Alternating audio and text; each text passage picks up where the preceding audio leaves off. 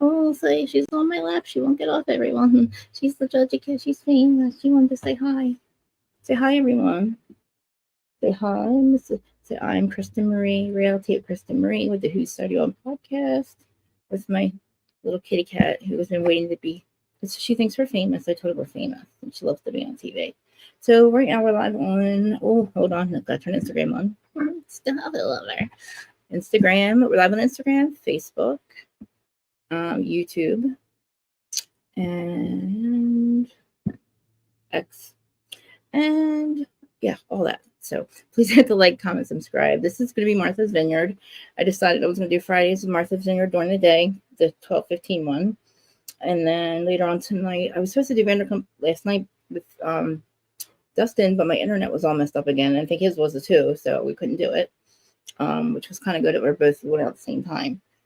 But we'll try to do something later. But I'm going to do Who's Starting On also with this only one episode. I got hair in my face. Only one episode of Martha's Vineyard so far has come out, which I thought I was like behind, but I'm not. So it's just the first one, which is so good. The first one, believe it or not, like, guys, if the whole season goes like this whole season is going to be a 10 for me. Because like so far for me, that episode was a 10. I think that like it was just enough drama that wasn't like toxic, and it was enough to get caught up on what was happening like throughout the last year, like the hookups and all that stuff. But yeah, and so we're gonna do Who's Starting On, Jasmine, Jordan. One of them's married now. This is the problem. I was doing this yesterday, and I get Alex and Nick confused. I'm going to get Jasmine and Jordan confused. One of them's married, and one of them isn't. And one's mad. Hey, Mamsel, one's mad at the other one for being married. What it seems like to me, Jasmine and Jordan. The one who was with Silas, she's married. So we'll get into that little thing because that was until the end. But I mean, that's the Who's Starting On. But also the Who's Starting On with Alex. Is it Summer? Guys, is it Summer the one he hooked up with? I think it is, right? The one who was inside, he was inside her, that whole thing. I was like, no. And when like she took the picture of him, that girl. So I think her name's Summer. I'll get the names all situated for next time. But so let's get into the episode. But so did I tell you guys to hit the like, comment, subscribe, all that stuff? Let me stop that for 1 second so I can get myself situated. Yes, please hit the like, comment, subscribe. Like I said, I'm live on all the platforms, Instagram. So if you hear me on Instagram, guys, come over to YouTube so I can see your comments and you can engage with what, the chat.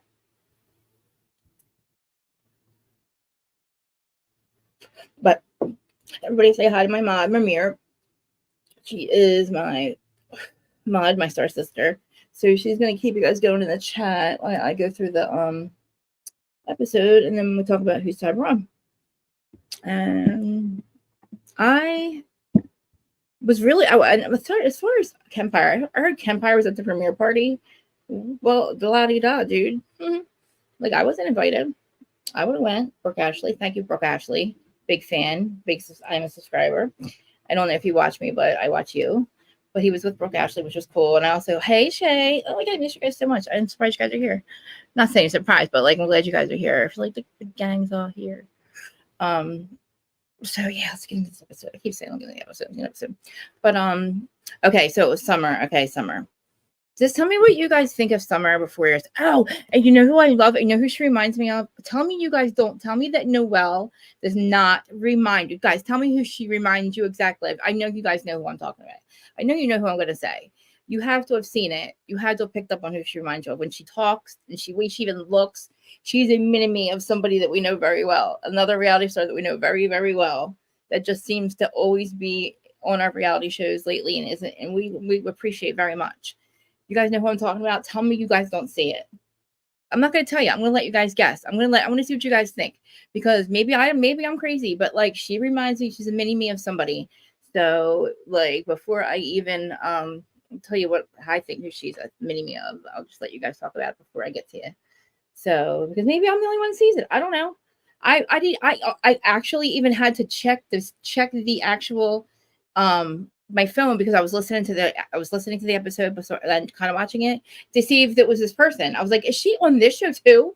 I was like, oh no, it's just Noelle, the new girl. But oh my God, I was like, she's from Atlanta as well. So hint, hint, hint. Who does she remind you of? Come on, guys. I know you know. Oh my God. listen to her voice, listen to her. All right, close your eyes and listen to her confessionals and tell me you can't pick up on it. And you know where she's from. She's from Atlanta.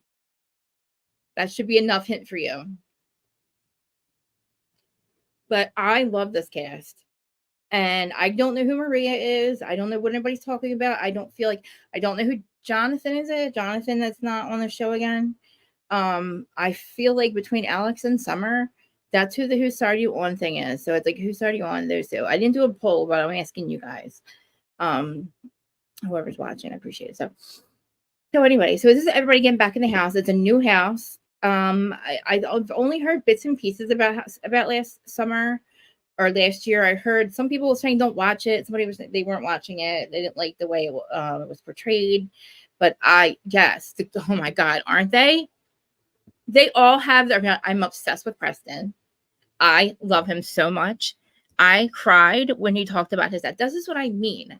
Like, this episode had all of it. Again, we have people. This is another thing, guys. Why is it that we can have multiple casts now with people that are not drinking, that are around others that are drinking, that just decided not to drink? And I'm not saying Jasmine doesn't count because now we know that she was pregnant. But that's another thing. Nick is clean eating too. Or is it Alex or Nick? Nick is a clean eating too. One of them doesn't drink either.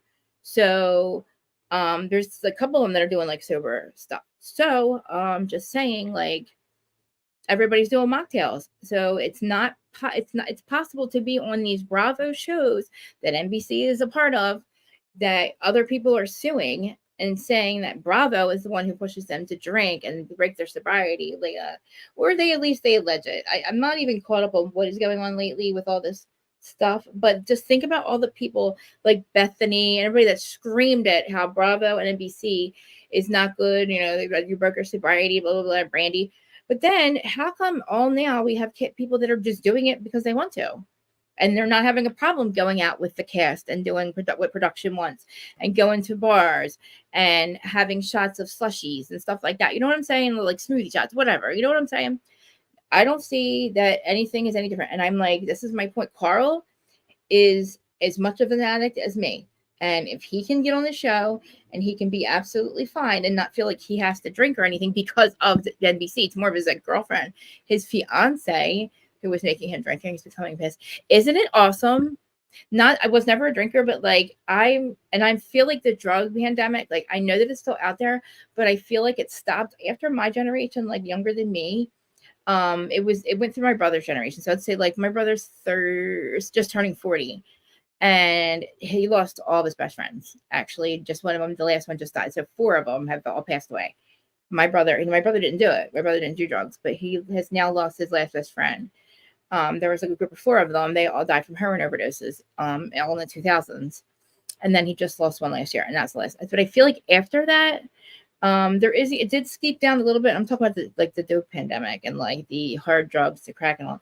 I feel like the younger generation, like when you get to like the 22-year-olds and the 20-year-olds, I don't see them doing these drugs. And it makes me really happy. I hope there's not something out there that I don't know about. Like maybe there's like a pill or something I don't know about. I don't know, but I see that people are fine smoking marijuana or being like Cali sober. It's crazy. It's so crazy. My nephew, real quick story. They were so close. So this was his one friend, Kevin, who passed away, Kevin Ty. When my brother's son was born, Brandon, he told my brother that his friend Kevin came to visit him.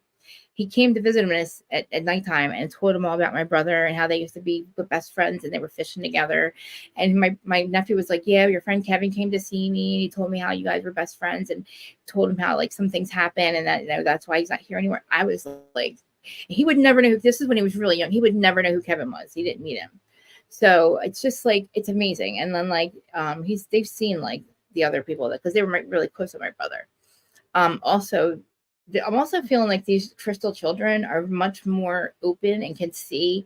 They don't have such a veil over them because they're now 9 and 10 years old and like they still see spirits. Like they still see their grandfather, my brother's father-in-law. Like they've never not seen him.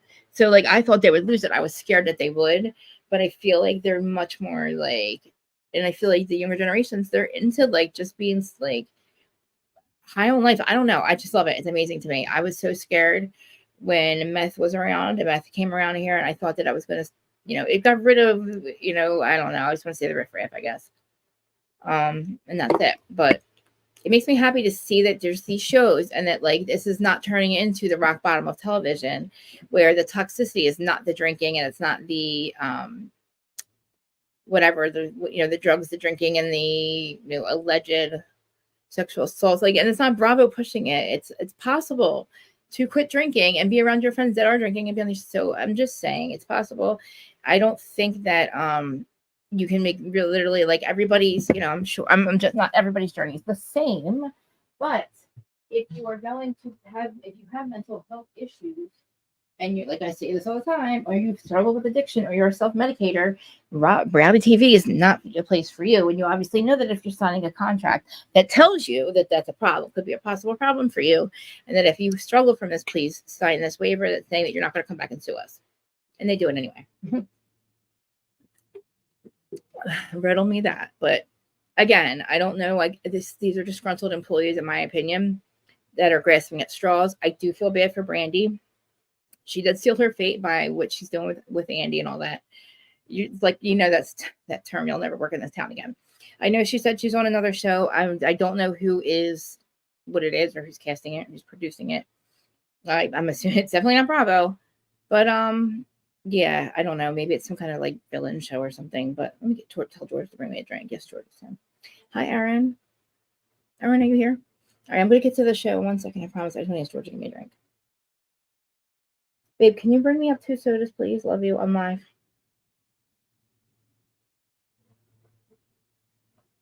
Okay. So, yes, we have Preston soap. Okay, let me get back to the thing. So, everybody's driving up to the new house, the new shore house. It's I guess it's the shore house, my Vineyard, right? It's summertime and it's beautiful. I'm like so jealous. It made me so I could not wait. Like I'm telling you, no matter what, how old I get, that down the shore when people start showing up and it gets to be like the season where everybody is renting houses and it's just a new energy. I love it. I'm still like a little kid. I tell you guys all the time that is going to be our cash trip if I can ever get you all here. Our cash trip to the Jersey Shore, you guys have to experience at least once for a weekend. It is a whole different energy. It's a whole different vibe. It's like it's not white trashy. It's beautiful. And the people are amazing. And you can people watch. It's one of those things where New Jersey is one of those states where like one block you could have the high upper class, right? But then you go 2 blocks down and you have the not. You know what I'm saying? So it's just strange how things are set up here. But that's just how it is everywhere. But I mean, like where our houses are, it's called Wildwood Crest. It's more of a quieter side, but it's where the boardwalk is. Anyway, you guys have to come here because it's amazing. But this is what's giving me. And I'm like, I cannot wait to see them go to the beach or something, or some kind of like, I don't know where Martha's Vineyard is. I think it's Massachusetts or something. I was thinking it was more like summer house, like I don't know what I was thinking. I was thinking it was Hamptons, but it's not. I'm stupid. The Hamptons is the other one. But I cannot wait for you to come to Jersey either. That would be awesome. Because you're like Canadian, right? Yeah, you're Canadian. And that's so crazy that Canadian. I never knew that Canada was considered a different country. That you would like get deployed. What movie clued me into that? The movie with Sandra Bullock and what's his face? Ryan Reynolds. I was like, oh wait, you can get deported to Canada? Hey Terry, miss you. My mom's all here. Okay, so we have everybody pulling up Preston. So Preston tells a story about his dad. His dad, come to find out, day 2 of 15, his dad's funeral is that day. So I thought he was going to go to it. No, unfortunately, him and his dad's relationship has never been like on the same page, I guess. Like growing up, he wasn't a great dad, and then I guess he pulled it together, but then he didn't, and then Preston went to law school, but then like his dad's family has cut him out of his life, which I find fucking odd. That I don't know why you would not want him. I don't know why you would stop him to go. I know we're gonna have to dig more into this because I wanted to just reach through the freaking TV and give him a hug. I just couldn't believe that he had to go through this and like struggles. And of all things, like I hope he made peace with his dad and he didn't, because to me, I don't even want to have a funeral for myself. Like, I don't want you guys to come somewhere and be sad that I'm gone. You know what I mean? I kind of maybe don't really need that either. But again, somebody that has not made peace with their dad and they're not on that level, like, I just can't imagine you not being able to go there at least and say, pay your respects. Even if you know that his spirit is somewhere else and with you at all times. You know what I mean? Like, you can believe all that, but like when somebody's family cuts you out of your father's funeral, like his family, it's wild. I don't know who does that. Like, what kind of person does that? And like, you can't imagine what Preston has done. What could he possibly have done so horrible that is your choice? That's the choice that you make when you think about this man's son. Whether it's his wife, I don't know the details of his dad's relationship with like situations, but like I don't understand what he could have done that's so horrible, especially if his dad has made peace. Even if he didn't like give his dad a lot of grace in the beginning, like, dude, come on. Like, we had to grow up a little bit and realize that like we can be like our parents and we shouldn't give them such shit. I know it took me a long time to realize that they were right. You know what I mean? And then I realized, and then when you become an adult, but like, listen, like, I don't know. I feel bad, but thank God he has everybody there. But like, so it's the first night is pretty calm. You guys still haven't figured out who I think that you guys think Noella is. Like, I can't believe you haven't figured this out. All right, I'm not gonna say it yet. I'm still not gonna say it. But so we have, let's see, Martha's Vineyard. Bria arrives first with Milo. We have Milo, the dog. I'm sorry, the dog. I was like laughing because I definitely would have to have all my cats with me. Like, there's no way that I cannot. I didn't even go to the like shore house, like for vacation. Like, since I've had all these cats. Like, it's been like 2 years, 3 years. I really haven't. Like, I refuse to leave them, and I can't take them to the shore. Look at them. Look at this one. Like, her and I sleep snuggled together. She sleeps on my pillow or on top of me. Isn't that horrible? Right? Like, I feel like that is like something that you can't take. That is so final, and you can't take that back. You don't take that back. Like, you can't change. You know what I mean? That is something that you have no like. Oh God, I don't know. And I know like he's not there, but like he's like, thank God I need my friends. And like, thank God he does have that house. And that's what I feel like is good with this group of people, because we find out that like they were hanging out between seasons. So they're actual friends and they don't even live in the same state. What does that tell you? Like, they love each other. Like, this reminds me maybe of like the Jersey Shore crew, because they are still very close, like family, and go on vacations together, and we can still enjoy watching them on TV.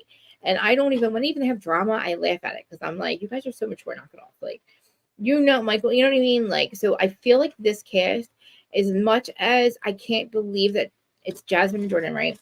Remind me who Silas is married to. Remind me which one is Jasmine or Jordan, because one of them is married and the other one thinks that her friend is now supposed to stay like this big party girl. From what I'm understanding, she is like, you're not the same person. You're acting like this pure, perfect wife last summer, and I don't know who you are anymore. And it's like, wait a minute, what? You're mad because she's acting now like a wife? Of course she's going to display the best wife she can, especially if her husband's on vacation with y'all. Like, I didn't see what was happening. I didn't see, but I mean, I don't know how the one can, I wouldn't even apologize for that at this point. I would be, and she didn't. She said, look, like, I feel like you guys are icing me out. Now, from the summer prior until the summer we're watching, she wasn't pregnant, but I guess she had just married Silas. But again, after that, I guess they've been married. They were only married for a little bit. Like, after that, like, they also apparently have done it again. But again, she's pregnant, and she was pregnant during the season. Didn't, I guess, like very early on, because she had the baby in February. So that's why she's not drinking. But her friend has no right to be mad or upset and say, "I don't trust you now." That's what she said. She said to her, "I don't trust you now." Thanks, babe. "I don't trust you now because you were acting like you're this perfect, blah, blah, blah, blah, blah." Thanks, babe. And it's like, thank you. It's like, are you fucking crazy? Like, that is literally my friends, as much as I like cut them out of my life because my life was different. Babe, can you pull the door shut? The cat's like having a heart attack trying to get in. I don't know how I couldn't figure it out, Mr. Man. You don't have to lock, but he was like pushing it and stuff. Anyways, so like that's where they are, but like before that even happens, so they're all coming. Jordan was in, and then that's what I heard. So Jordan's not the one that's married, or is the one that's married? Please remind me. It can't be the one that's married, right? Whatever. Yeah, remind me which one's married, and which one's is the one that's her friend. And then I keep hearing that one of them was on Winter House. I didn't watch Winter House, but I'm assuming that it's Jasmine that's married, right? I know. I love hot dogs. I'm so glad you guys watch the show, because usually, guys, sometimes I'm doing these and like Aaron, like sometimes people don't watch the show, so nobody knows what I'm talking about. But so yeah, I love Milo. I really thought it was nice that they gave Noelle, the new girl, this huge room with 2 beds in it. Huge, guys. You can't figure out who she reminds you of. Who she reminds me of. All right, I'm just gonna say it. Phaedra. You don't think she's Phaedra 2.0, little Phaedra mini me? Just look at her hair, look at her face, listen to her talk, look at her vibe, look how she's like all like, she's twerking. I'm like, oh my god, she's Phaedra, and I'm obsessed. Like, I love her, and I heard she brings it. Apparently, she brings it this season, but she's cool as hell. Like, she walks into the house, and the one girl, whoever her friend is, I think it's Summer is her friend. I thought that she had said they dated or something. They were, but I guess no, they didn't. But I guess but then I found out she dated this girl's roommate, Noelle's roommate. So the one girl's full time this year, Shanice. I guess it's Shanice. I guess it's Shanice, right? Summer's the one who hooked up. I'm getting confused. Who am I getting? Why am I getting confused? The one who hooked up with Alex was not full time last summer, but she is now. You see it, right? Exactly. Tell me she's not as funny as Phaedra. Like, and I heard she brings like the one-liners and everything. I'm like, nobody has said this. I thought I'm gonna say this in your eyes, and I'm like, yeah, everybody says that. Oh my god, you're not the only one that says that. Everybody says that. No, dude, she's Phaedra. She's good fucking TV. You can tell. And as fucked up as the thing with Phaedra, I don't want to keep talking about it. If Candy's over it, I'm over it. It is what it is. But and Portia, you got a mess to worry about, so don't worry about our girl. But I'm saying Phaedra, oh my god, she's Phaedra, and I love her so much. But that she's a new girl, so I like this cast. I don't see room. I like Amir. I don't really understand why he's here. He seems like he's not like, oh, I'm too big, I'm too good for this drama, I guess. I don't know. He literally there was one argument when they were out eating the shellfish, because you guys know I'm allergic to shellfish. That was a stupid argument between Bria and Preston, I believe, right? Forgive me if I get the names wrong, but if you watch, you know who I'm talking about. So they're all showing up to the house. So we got Alex and Nick. The girls pick their bedrooms, but then, which I think this is cool, there's a bottom part to the house, because this house is fucking huge. I'm telling you, if I wouldn't count. It probably has 25 bedrooms. I don't know, probably 4 bedrooms. It's bigger than the summer house, because you go into the basement, and it's not really a basement, but it has bunk beds, but it's not bunk beds like you see, like, bunk beds that you're thinking of. They're built into the wall, and they're beautiful, and it's huge. And look, like, put Nick, apparently Nick has a girlfriend, put Amir in there, while they're all the ones that have girlfriends, because they're not bringing anybody home. I don't know about Preston. I'm sorry, Preston got his own room. So wait, so you know what I mean? Like, and Alex is the only one that's like not, and Alex is not hooking up with anybody in the house, unless he hooks up with Noelle. And she has her own room. And actually, he can move into her room because she has 2 bedrooms. So there, it's all settled. We don't have to worry about the bunk beds, because the 2 guys that have girlfriends are in there. You know what I'm saying? There we go. So we don't need to argue about it anymore. So guys, actually, these people are not bad about picking rooms. They're not mad. They're not mad at each other about it. They're actually like glad to like literally like they're fine with it. And I'm telling you, I would be happy with anything in this house. I didn't see the bathrooms, but from what I can tell, the yard, this house is bigger than the summer house. This yard is at least 3 acres. I was like, we're not going to be able to see them, because they're sitting on these tables, and I'm like, they're going to get lost. They need to have a party. I don't know where the summer or the Martha's Vineyard premiere party was, but I hope it was at this house on this property. It has a pool, I believe, right? It has a pool, right? It has a pool and a trampoline that's built into the ground. I am like, my shore house is like not even close. Like I will pull it up on Google. You'll see what I mean. It's like old. You know what I mean? Like I'm just like, wow. You guys, that's not what you're gonna get when you come here. I'm just warning you now. We're not gonna have a house like that. Get down there, little kitty cat. And there won't be any kitty cats like this. Like a little mama. I told you one day, because I sing Mama Kitty Lover, yeah, yeah. She's gonna turn around because she has to put her butt in the air all the time. And she's gonna go, Mommy's Kitty Lover, yeah, yeah. Ooh, ooh, and turn around and sing back to me. I have an EpiPen, yes. Okay. So everybody arrives, they pick the thing. So Jasmine's husband, we find out, okay, it's Bria. Jasmine's husband is Silas. Okay. They're all from the Playboy Club. We find out. I don't know what that means.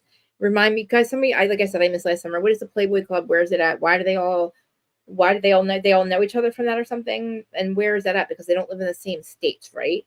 So please tell me what that means. But they're beautiful, whatever it is. So yeah, even the Noelle's from the, is it Phi Alpha Kappa Alpha or something, aka I don't know. I gotta look it up. But she's from. Isn't that this like Fed? Isn't that like Phaedra did? She wasn't Phaedra also like one of the huge sororities too. Like I'm telling you, she is Phaedra's. She is Phaedra's. I know. I'm telling you because when I talk about the other one, because I'm allergic to shellfish, and that other guy comes up, the other person comes up, I was like thinking I would be able to talk about it, and then I realized, oh my god, I have an EpiPen. I'm good. Because I get all upset and stuff. So it's like I start getting red and I can't breathe. I lose my mind and I forget where I'm at. I black out. It's crazy. So we got this just in case it comes up. Because did you see the latest? I can't get it. All right, let me come back to reality, Krista.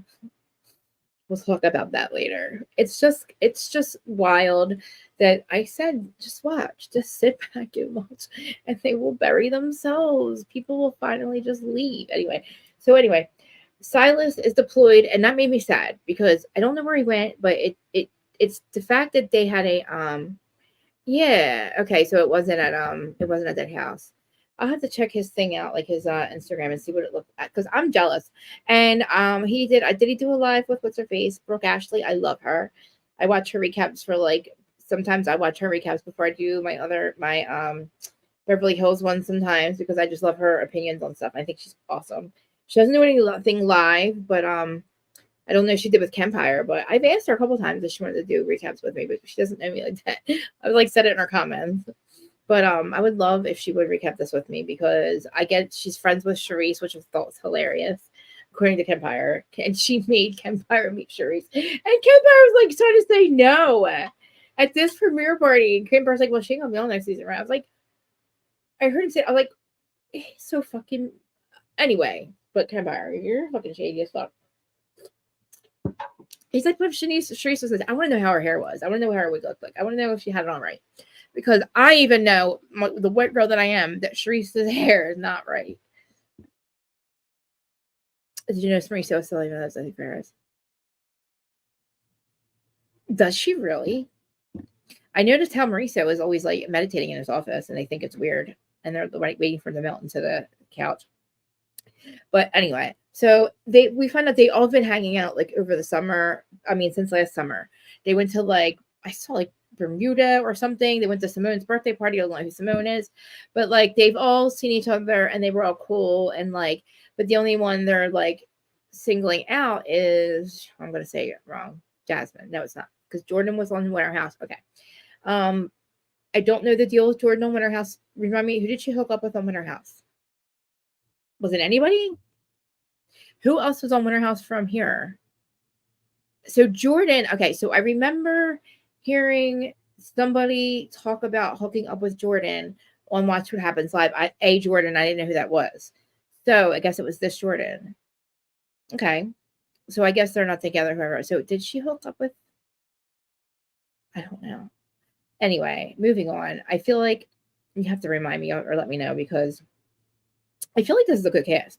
So when they get there, they all get their bedroom situated, and then Preston and Bria go to get the seafood, and everybody starts arriving, and like they're all taking their shots and stuff. And we find it, like I told you, they're all like Shanice is like full time now, so there's no like part-time people, and it's only for 2 weeks, which I think is perfect. I don't know why the summer house people, I know they have real jobs, I guess you can't. I don't know how we used to do it. Like I used to take off for, no, we did. We would come down on the weekends. We did. We worked during the week. Yeah, we came back. We would work during the week. I forgot. Yeah, and then like 1 week out of that entire time of the summer, I would take, stay for the week. But at the house that we would get my friends, we would run, and then we would say then after that we stayed with my parents. But before that, when we were younger, yeah, we did go home during a week. Oh yeah. See, but we had the whole summer. So anyway, I like how these guys do it for 2 weeks.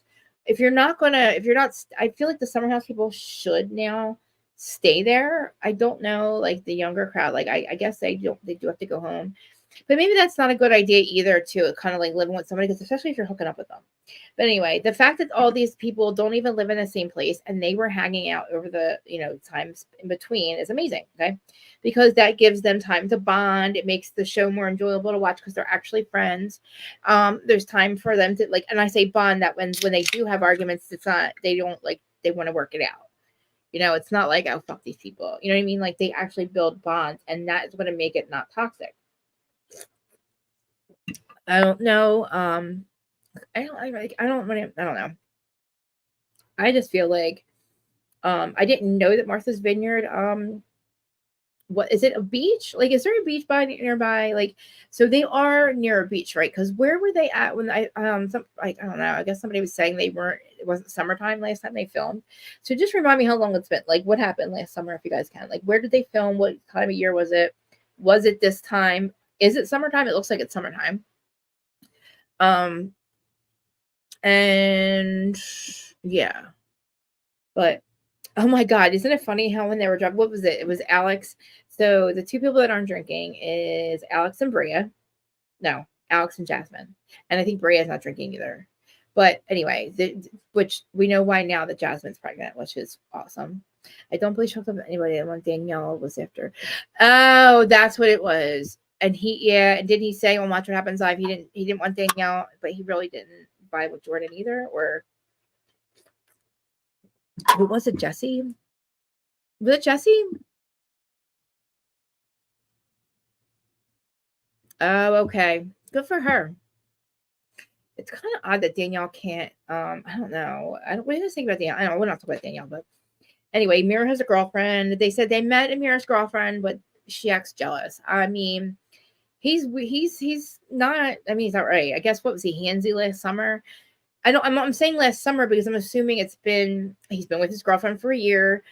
Jasmine's been married for a year, so that means she was married, but she wasn't married. So I don't know. Married for a year. So when was this season filmed? I don't know, but anyway, I guess it really doesn't matter. However, whatever the case is, in between filming, so Amir and talk this summer, married to girlfriend. Oh, and it's funny when Amir doesn't know who Lorena Bobbitt is, but he says that his girlfriend Natalie would come here if he gets handsy or something, or anything that he or any girl touches him, would come here, chop it off, and run around and blah blah blah. Hold on, I got a guy drops. So then I think it was like Nick or Alex says, so whoever he's filming with, or whoever he's driving with says, you know who Lorena Bobbitt is? He goes, no. And he's like, look it up. And yeah, it's funny because I'm like, wow, somebody that doesn't know who Lorena Bobbitt is, that's, first of all, I think all guys should know who that is and should know that story, no matter how old you get or young you are or whatever generation you are, because that's just fucking, that story was amazing. Sad. Even the fact that he went on and did porn, like I don't know, only fucking, only our generation, right? But anyway, so basically he says that they would, if any girl ever did that, they would, blah, blah, blah, so they wouldn't do it again. And I'm like, well, why would she even still be with you anyway if that happened? Anyway, it's like it's like acting like the girls are going to hit on him, and it's like, oh, I don't want them, but if they did, they don't want you, dude. I think they made it clear they don't want you, and I don't know. But that's funny. I was like, I want him to look up Lorena Bobbitt. I'm curious to see what he says. The fact that he doesn't even know that story is fucking hilarious.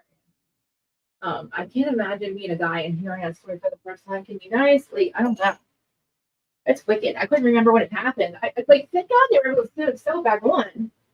I think that Amir should hear the story where they don't the version where they don't sew it back on. But anyway, that feels better. So Shanice and Preston, so they're getting ready for dinner. So they go and they get dinner. And yeah, I know. Somebody the other day didn't know who Bruce Springsteen was. And they said he looked like an old, they said, who's this guy? They said that some kind of picture came out of Bruce Springsteen and that he had taken his shirt off or something somewhere. And everybody was like completely like, he had boobs and he looked like he had like long gray hair. I was like, what? They said he looked like I don't know, like a little old lady or something. But anyway, I was at the Wawa and the cashier chick was like, who's Bruce Springsteen? I was like, wow. And she was probably in her 20s. I mean, but Shanice calls Preston trash or Alex trash. Why do I keep wanting to say whatever? Like, I think it was Shanice. Is it Shanice that called Alex trash or something? They were fighting or something. I don't know. So Preston gets in a fight with Bria at the table when they go to dinner. So they all get ready for dinner, and I thought they were going to go out afterwards, but they didn't, which was kind of cool. But I was like, oh, they're getting ready to go out, but they aren't. Okay, let's vacation helicopters. Let me read your comments real quick. Is it really? It's difficult unless they work on the island. Oh, so I guess is it easier just to stay there and like just not come back? You know what I mean? Just stay there instead of. I mean, 2 weeks is a good enough time for me. I keep saying this about the housewives shows that are failing miserably. Instead of throwing Hail Marys like we keep doing, we had Tamrat thrown as a Hail Mary for Usi, not working. I mean, Jesus Jugs Hail Mary probably not going to work. We got, no offense, Portia Hail Mary because Atlanta was a failing franchise. Potomac is a failing fucking franchise. So what they need to do is take the OGs of these shows and give them an ultimate girls trip when they're forced to be together on a trip for 2 weeks. That is it. That's all they get. They can't be around each other longer than that. It gets too bad. We don't want to fucking see it. I don't want to see your toxicity because they don't like each other. At this point, these franchises, this is fresh. This what we're watching is so nice that they are not in the realm where they don't like each other. I don't know why they're Ice and Jasmine now. I guess people aren't allowed to be married. I don't know now she has a baby, so I don't think she's coming back. But the whole point is Jordan and Jasmine, I don't know. Like, you have to grow up at some point, Jordan. Like, your friends are going to get married and you're going to have to realize that they're going to be the same person. Of course she's going to act more mature and different. She's not going to be a party animal. I'm confused. Obviously, I'm on Jasmine's side. I think Jordan is being immature and stupid. And I hope I'm saying the right one. But I don't like Shanice calling Alex trash. I didn't like that comment. I don't know where the fuck that came from. It was just weird when he showed up. So, and I also don't. Can somebody tell me what side bunk is? I mean, I guess I mean when there's what are you, top, bottom, or? And Preston's like, when you're talking about the bunk beds, he's like, I'm side bunk. Is that a thing? Is that a thing? But anyway, Preston, so they're getting ready to eat dinner. They eat dinner. So Preston, I guess because it's getting toxic, but him and Bria, he calls Bria his wife, but obviously he's not, he's obviously gay, I think. But he calls Bria his wife, but they get in this freaking argument at the table, and I don't even know where it comes from. But it's like basically she gets up and walks away, and it's like, you don't want me here or something like that. And in the meantime, we hear about somebody being inside. I guess it was Alex being inside Summer, and Summer is something like you should invite. So this is the thing when I feel like with Alex. This is Nick or Alex. I'm sorry, Alex. With this whole thing with her. Okay, you guys hooked up, right? So I guess they didn't hook up on the show, but they hooked up after the show. They don't live in the same city. I don't know if he came to visit her in LA, but she somehow took a picture of him and sent it to. Okay, well then that's not that. So it was last summer. Okay. Oh, duh. Yeah, because she had the baby in February. All right. So then they're talking. So this is their second summer we're watching. Okay. So I guess they hooked up in between. And he says he has some kind of band thing. And that if you just go on there and support it, you would see when he has his events. I take it as how I feel about my podcast. If you are going to cry that I don't invite you to things and events that are regarding my podcast or live shows or something like that, you should be on there watching me and supporting me. You would know that when, you know what I'm saying?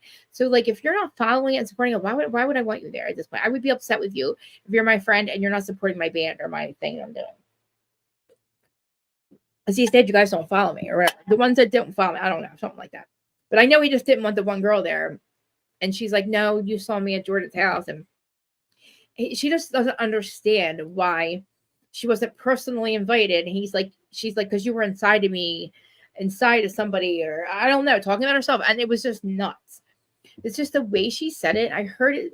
I thought I only heard it once. And then I rewatched it. And I heard her say it like once or twice or something. And no, I didn't watch the first season. That's why I'm asking you guys questions. I mean, I get the gist of what happened. I mean, Jasmine and her husband were there. They looked like they were fighting. I don't know what the edit was trying to do. I mean, that's what they were in counseling, which is cool. And I guess she introduced all of them, or Jasmine to all, or Jordan to all of them. So yeah, I mean, I like the fact that they were so excited to see each other, and everybody was like, is down to have a good time. We have people that are sober by choice, that don't even have to be. They're not like they're, have an issue or anything. But I just feel like it's awesome that like they hung out in between. And their biggest hang up is the fact that like they were such good friends and that your friend got married. So like it's not like something really bad. You know what I mean? Like their biggest issue is the one girl's mad because Alex, I'm saying Alex, so well, I guess whose side are you on? I'm on the guy's side, obviously. He doesn't owe you anything. Like just because you hooked up, he doesn't owe you anything. It was weird. He said he got a weird vibe when you acted, like when you sent the picture. To me, it's not that big of a deal, the picture, but I guess it is when he didn't know that she had sent him a picture. It looks like he knows that she took the picture, but see Jasmine and her husband's dynamic. Okay, so, well, I mean, I could tell.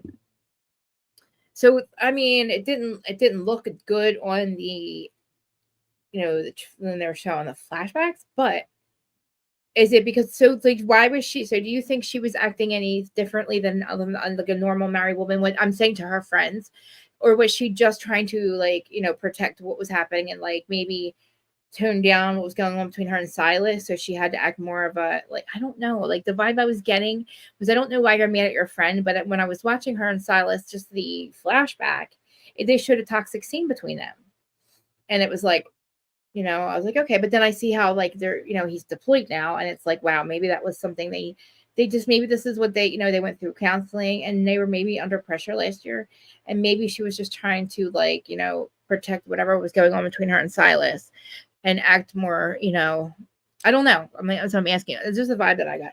I just don't understand when you say to your friend, because of that, I now don't know if I can trust you because I don't know who you really are. And it's like people grow and evolve. Like,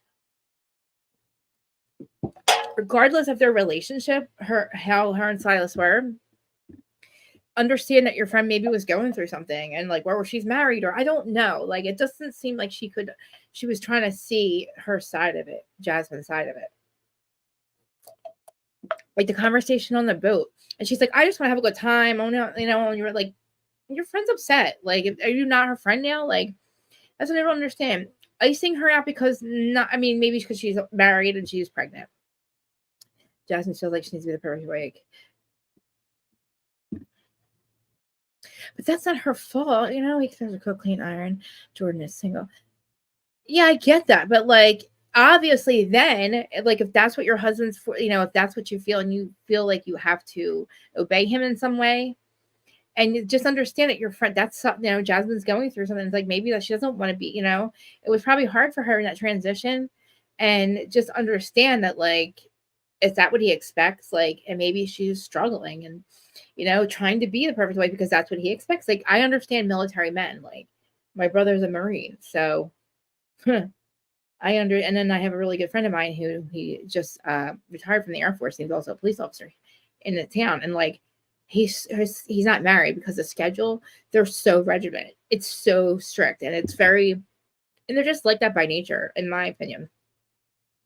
And he has the same issue because he expects, like, he expects his wife to be basically militarized at home. So to me, it would make somebody, like, especially if your friend is not like that naturally, but then she meets somebody and marries somebody that's like that, it's going to be a dynamic, a shift in your dynamic in your friendship. But like, if you really care about your friend, you would be there for her and understand, like, maybe, fuck, man, maybe like this isn't the life that she thought she would have with him. I don't know, but like I said, maybe I'll just watch it. But I don't know. I feel like it's not Jasmine's fault, and now she needs her friends more than ever. I mean, I hope he's home now that she has the baby. Do we know that? So yeah, if he was deployed, I hope he's home. They said it was a 6-month deployment, right? Man, and I hope he's home before the baby for the baby. Wow. And she had a boy, right? That's so cool though. Like, I mean, that's awesome. It's awesome. I'm glad that I'm glad that they work things out. Are you guys glad they work things out? What do you think? Do you think it was just something like he's learning to not be that way? Like, does she want that kind of marriage? Is she okay with him? The kind of behavior. Do you think he's changed? Do you think he's changed or because I mean, listen, like if he was like, well, I mean, what was his reason? Like, what was he like? Why was he like that? Because I mean, if you go to counseling, right, it's just basically communication, like trying, like, and you don't want to make anybody right or wrong, right? So you just have the person, communicating, or I'm sorry, the marriage counseling, teaching or telling each other what you're really saying. So like the way they're saying it to each other is not working. They're not understanding it. Like maybe, I don't know, maybe the way he was, I don't know. Like you said, like does Jasmine understand that? Like, does she get that? Like that's a problem? Or, but that's the thing. Like if she does, then Jordan needs to be there for her. You know what I'm saying? Instead of saying, oh, you've changed. Well, like, yeah, she's obviously like under pressure and she's struggling. Really? Even though they're married? Wait, hold on. Whoa, hold on. What? I'm surprised Jasmine messed her around and got pregnant by her husband, right? She got pregnant by her husband, right?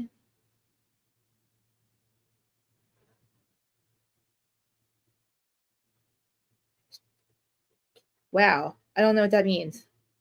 So did she mess around and then she was pregnant, or Silas is somewhere in Africa?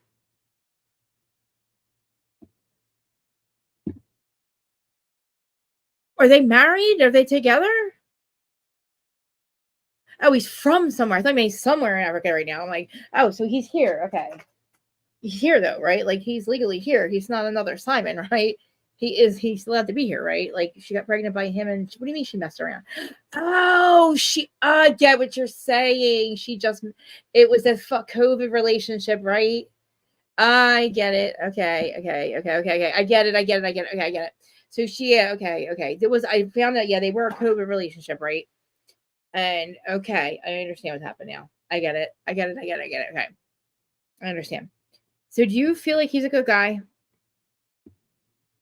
Because all I've seen is like the shots of him on the just talking to her the one time and the screen, the flashbacks, but nobody else I've seen talk about it yet. So so what I could understand sitting at the table, it seemed like Jasmine was iced out from a group. And then also Summer was iced out from, I guess, like in being invited to Alex's band thing. But obviously, he just didn't want her to, he didn't kind of want to lead her on anymore. But do you think that he did? Do you think that he love bombed her or something? Or do you feel like, I don't know. No, absolutely not. Okay, now let me just ask you a question. You sound like my sister a little bit. Okay, now I'm saying this only because you're not a slave. Okay, but would you not cook and clean? All right, what did you say? Like, would you not do that stuff anyway, whether you were married or not? Right? Would you not do that yourself? Right? So, like, when you're married, do you not feel like, not that it's your job, but I mean, like, don't you feel like that's something that you would do anyway? Like, when you love somebody, or is it just him? So, like, I mean, so listen, my husband goes to work. My husband is the one. I worked for a while. I stopped working right before COVID, and I didn't go back a little bit before that. I don't have to. He said I can stay home, work on my mental health. That's great, amazing. He goes to work. He's always supported me. He's been supporting me. I also, because of that reason, I take care of the house. I cook. He doesn't. Of course, he doesn't expect me. He doesn't. He's never once told me to do it. But I make sure, because I don't want to work or anything, I make sure that I do. I take care of this house, and I love doing it. My sister calls me and she says, "You think I'm not a slave." That's exactly what she said. Her dude also just was married for 20 years. Then they got together, all he wanted my sister to do was cook and clean. She said I would if he would stop telling me to. Now, the thing is, I said to my sister, like, he doesn't want you to work. You don't have to work, Shannon. Like, he built you a craft room in the basement. He's not treating you like a slave. He's just saying, I wish you would cook and clean. Or, I want dinner on the table. I don't think that's a lot too much to ask. But is it because of the way he asks? Is it because of the person? Because, like, would you do that? I mean, are you married now? I want to ask that. Like, and like, wouldn't marry him, right? Or just because of the way he presents it? Because I mean, my sister's saying, I said, look, it's not, he needs to work on his delivery. But I said to my sister, would you not want to do that anyway? Like, what makes you not want to do? She's like, I do want to do it. It's like, I don't want to do it because he wants me to, and I'm like, so it's basically, you're just being, you're just being like stubborn is what it is, right? I would. Oh, hold on. He makes Sister Jasmine think like she's a slave.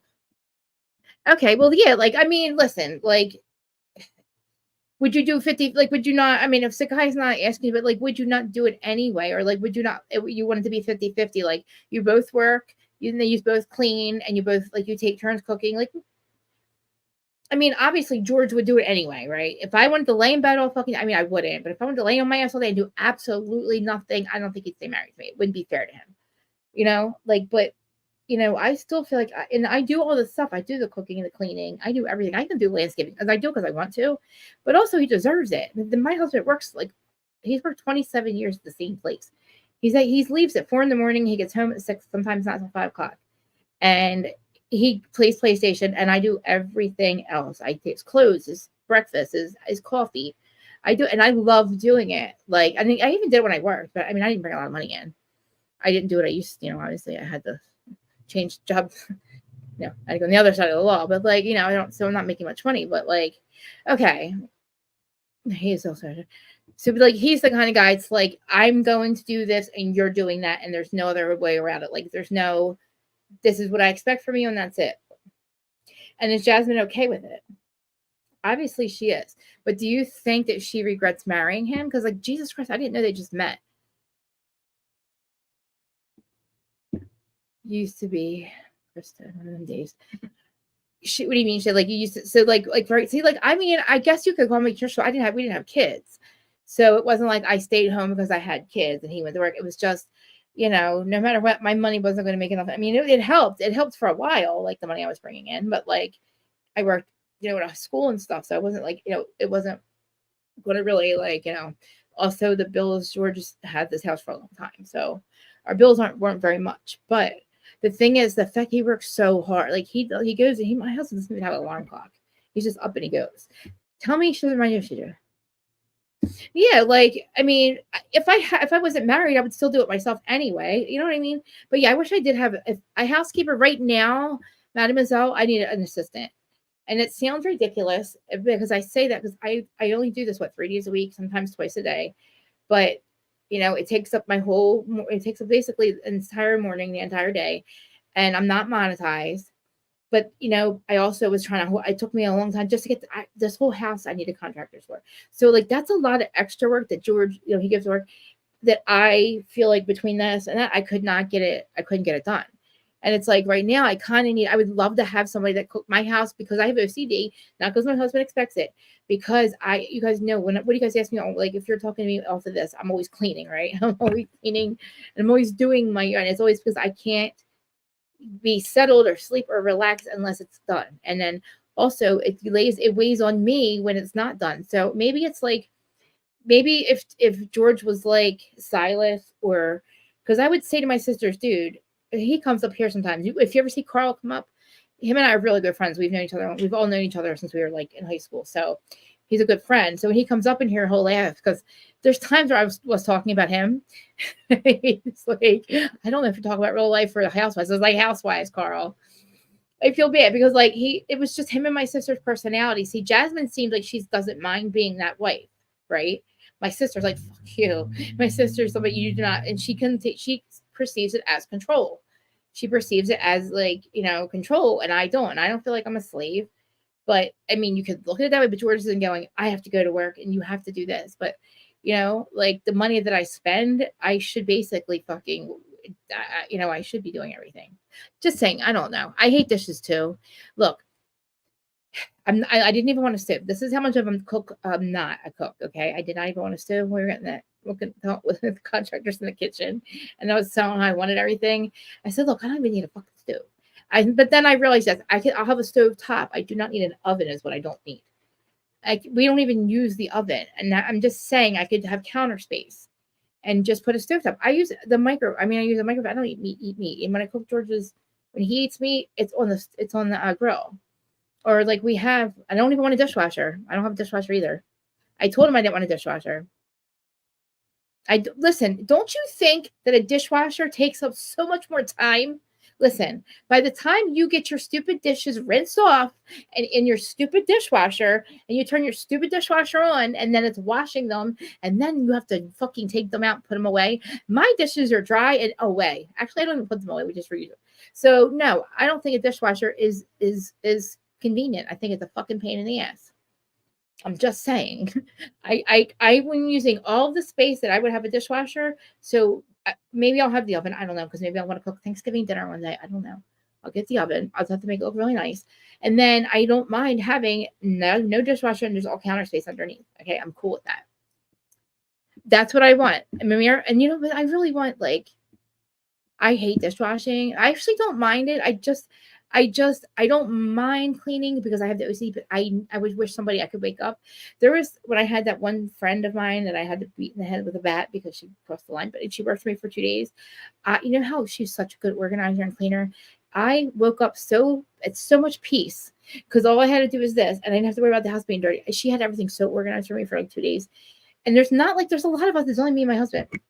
But anyway, I'm getting all off track. But with Silas, look, he's away, right? So this is time for them to see why she's pregnant. It doesn't really matter. I have a washboard for my laundry. My powers. What is a washboard?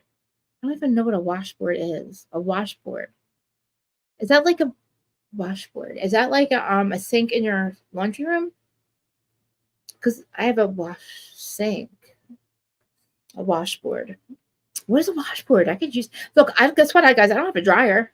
Me and George have never had a dryer in this house. And I have not once missed this dryer. I have never missed it. I am not lying to you. I have never missed my dryer. And between the two of us, I don't know why or how. A little house on the prairie thing. I'm going to have to Google that shit. A washboard. Is that something? A washboard. You wash clothes over it, right? A washboard. Okay, I'm going to have to look this shit up. I'm 46. I don't know what that is. And I watched A Little House on the Prairie. I literally still forget, though, who Kyle was and who Kim was. Were they both on it? Anyway, so Nick has a girlfriend? Where's Nick's girlfriend? Okay, so on the show, Nick has a girlfriend. I didn't see her. I don't know who she is. Didn't he hide it or something? This is what I get from that. Preston's not in a relationship from what I understand. I think Preston is like the glue to that show or to that house. Because I think he's amazing. I just love him so much.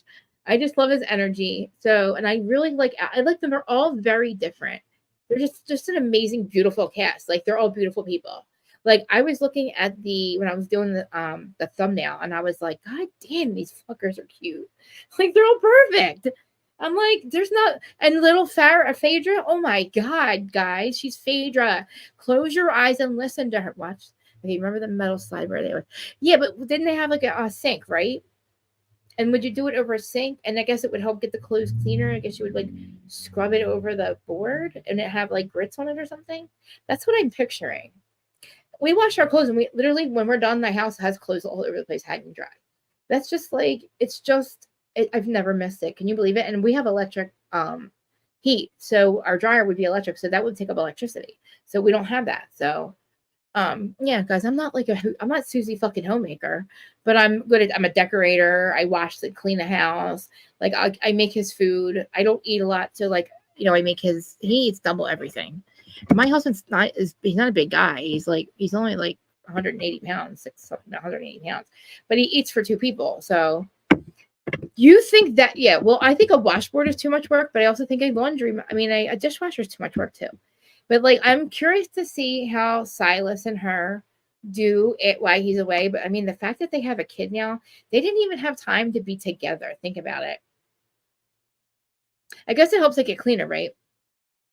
I want everything to be off grid. Like, I want to have a farm like Julia. I don't want to have to maintain it with a lot of money, but I want like goats and like pigs. I want a cow. I want a horse or two, like 2 cows, 2 horses. But like, I just have, the usual Jersey wildlife, the occasional raccoon, possum, my squirrels that eat out of my hand and yell at me because their peanuts get stolen. Um, the occasional rat. I'm just saying. But like, I love them all and all of my birds. Like, I want to have that kind of life, but I'm getting off track. But I mean, like, anyway, the show basically, like, so the guys are in the bat cave, which is the basement, is the bunk beds. What do you guys think about the bunk beds? Wasn't that cool looking though?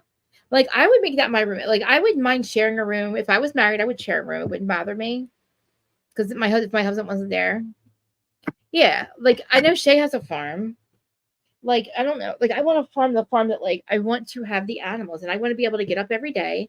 My 5D future is like I don't even need a big house. I said that I'll be like fine with like my little shack, and if it's on a beach, basically, like, I'll stay here, make this the island that I live on forever. Make this more of an island where like I have all the land and sea, Isn't it amazing, Larja?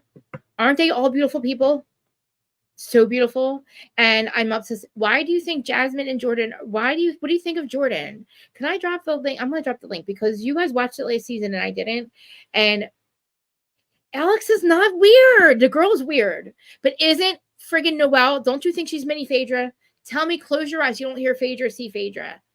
I think that Noelle's like Phaedra. Alex is not weird, but the girl's weird. You're talking about Summer, right? The girl that was calling him, or you were inside of me kind of girl, that girl. The bunk beds are cool. They should have definitely. I don't think Noelle deserved to have the 2 beds. I think the 2 guys in relationship should have had that room. Don't you think? Preston had his own room.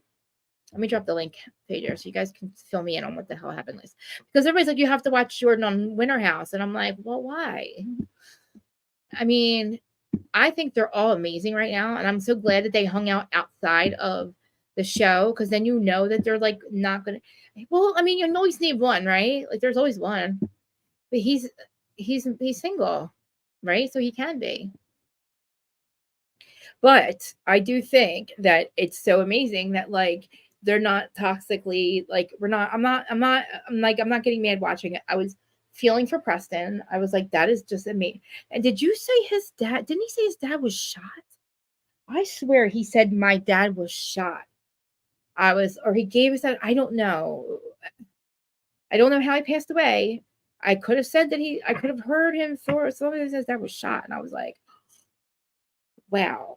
And I don't know if he said he made peace with his dad. So how more was about Preston's dad died recently. Okay, yeah, like, dude, he hadn't talked to his father since middle school. So he didn't find out about the funeral till the last minute when he had to look at it when he looked it up or something like that. He found it online. I said I feel so bad for him. I was crying. Yeah, I was crying. But like, they're all back to the house. And while I told you, she comes in.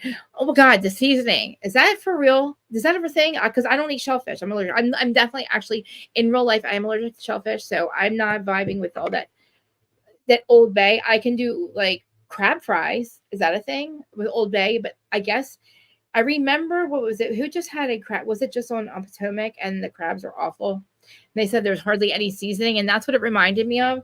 And I was like, that's what they did wrong. They didn't have all that seasoning. They didn't have 4 packs of Old Bay. But then nobody had a problem eating it. Nick's got 3 closets, we see. I love Nick. I mean, we didn't hear too much from him, but he has a girlfriend. But I love him. I love his 3 closets. He reminds me of the guy from Married at First Sight. I don't know if you guys watch Married at First Sight. I'm so upset about it. I could cry because I'm not going to tell you. I'm not going to talk about it. But Michael and Chloe broke up. But anyway, I don't eat seafood because I am allergic to it. But do you taste all that Old Bay? Or is that something, is that that's got to be a Cape Cod thing, right? You would never, okay, there's got to be I mean, listen, I've watched my family cook them. I don't know about any of it, but I mean, look, I thought that they didn't even have to go to the bar. And I keep saying, like I said, it is amazing that these guys can be like, you can have sober people on multiple people on Bravo and NBC Bravo that are fine, just practicing sobriety, wanting to be sober. Carl is struggling to stay sober. You know what I mean? It can be done.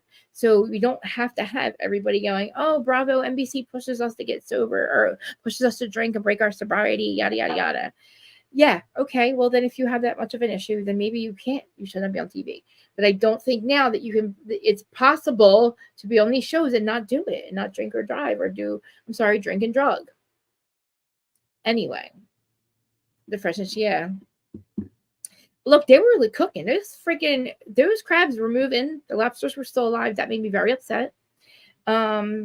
Yeah, so Shanice was it Shanice? I want to say Shanice or Summer. Shanice had an attitude. I want to say Shanice and Brie were arguing. Preston, yeah. So yeah, Preston was just mad because they were just arguing, period. Like, he wasn't calling her dramatic or her something, and Brie when they got in that fight. But I felt like we shouldn't even do that as a Who's Siding Room, because they realized very quickly that was stupid to argue. Because I liked when she came back out and gave him a hug and said, I love you. And he's like, I love you too. That is conflict resolution. That is just like, somebody in their feelings. You asked and they gave. Like, you wanted to do tails and tails. That's what we did. They said, tails and tails. So it was like lobster tails and then tails about where you've been. I was inside you. Why'd you not invite me? You should love me or something like that. I was like, you should love. She's weird. That statement was odd to me. Like, you were inside of me? Like, okay. I know. I was inside of you, so why are you saying it like that? It's weird. I'm sorry. She's calling him weird. She's fucking weird. Am I getting it right, Leah? Like, she's the one who called the other one weird. No, she's fucking weird. Like, you obviously, and again, I hope she is okay with Noelle hooking up with Alex, because she's amazing looking. She's beautiful. She's mini Phaedra. And you told her it was cool. So don't act like it's not when she does it. I hope you don't. And I don't know why you're saying he was inside of me. He was inside of me. It's obviously she's scorned. But listen, you told her it was okay. So if she hooks up, he hooks up with Noella. I keep saying Noelle.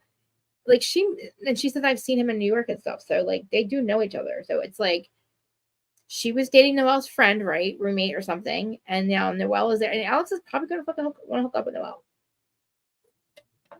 She's cool. She's down for like a good time. I'm not saying a hook up. Like, I'm saying she's really cool people. They all are.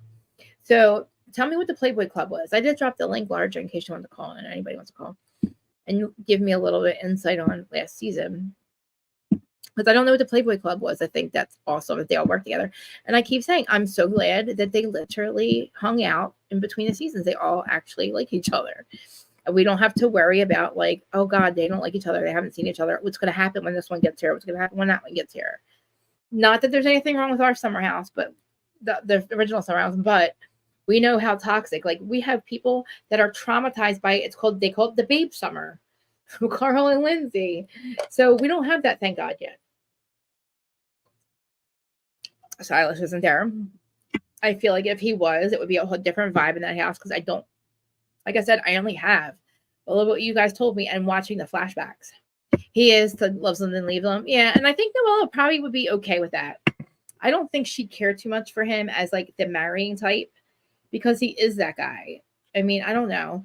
I was kind of shocked to hear that somebody was married on the show. Not that, but like, again, they're only married for a year, but like, I don't know. Maybe it's not that big of a deal. Because Kyle and Amanda make it work. Well, they took them 10 years to make it work. I like the one guy. Is it like clean? He says clean eating, so it's like clean drinking and eating, which I find awesome, because it's like more and more you're seeing that with the generations younger than me. And to me, like me, even have my own awakening. I didn't do it because I'm like, oh, animals move, or they were. I don't kill animals. That's why I don't eat meat. I don't eat it because it doesn't agree with me anymore. And I just don't, I crave a steak every once in a while. And I ate a cheeseburger in New York with Philly Diva when we went to the very first Adelman show with 3 years ago. That is the last time I ate a cheeseburger. Sometimes I crave McDonald's Big Macs. I will crave a Big Mac here and there, but then I don't really, I will take off the meat and leave everything else, and it still tastes like a Big Mac to me. Sorry, I take off the bun. Sometimes I take off I'm lying. I take off the entire thing, but then I just eat everything else and it still tastes like a Big Mac. Okay. McDonald's, there's something they put in McDonald's that like makes it, it's not like like when you crave a cheeseburger, you don't crave McDonald's, but you do crave McDonald's cheeseburgers, but they're not regular. It's just strange. I don't know. When I realized that was a thing, I was like, oh my God, that's weird. That is very strange. You have to have meat. Like I used to like it. Like I had no problem with it. It was started in like the year that I started, it was drinking all that pineapple juice. It had to be 2020. You really, it's just it's like I don't know. I can't really explain it. You guys, my fucking appetite, and I've gained 30 pounds. So I know it's my freaking M&Ms that I told you I was gonna stop eating and have it. But okay, so I just feel like Alex doesn't have a responsibility to that girl at all. But if you're not going to support the band and be on there and be a part of like supporting his online or whatever, like his brand, and like maybe you don't deserve to be there. Like, what's the least to ask? I say that too. Like, if people that want to still be in my life, now what I'm doing is not, I'm not doing anything that's like it's not illegal. You know what I'm saying? Like, this is something that's actually turning into more than just a stupid podcast, they say. And it's not just about reality TV. Yeah, it's about reality TV, but it's more than that to us. I mean, it's a culture thing, and it's like we make these shows relevant in between filming. Think about it. I know that sounds stupid because, like, honestly, like Bravo doesn't give us any effect. I feel like when we watch all our shows, the producers are the eighth housewife. You know what I mean? They're the other character. They're like the main character running the show. They're like the puppet master. And then we are like the ex-girlfriends and boyfriends of the shows and the people. Like they need us, we need them, but we hate it. We hate to love them, and same vice versa. They know that they need us and they hate it, and we know that we need them and we hate it.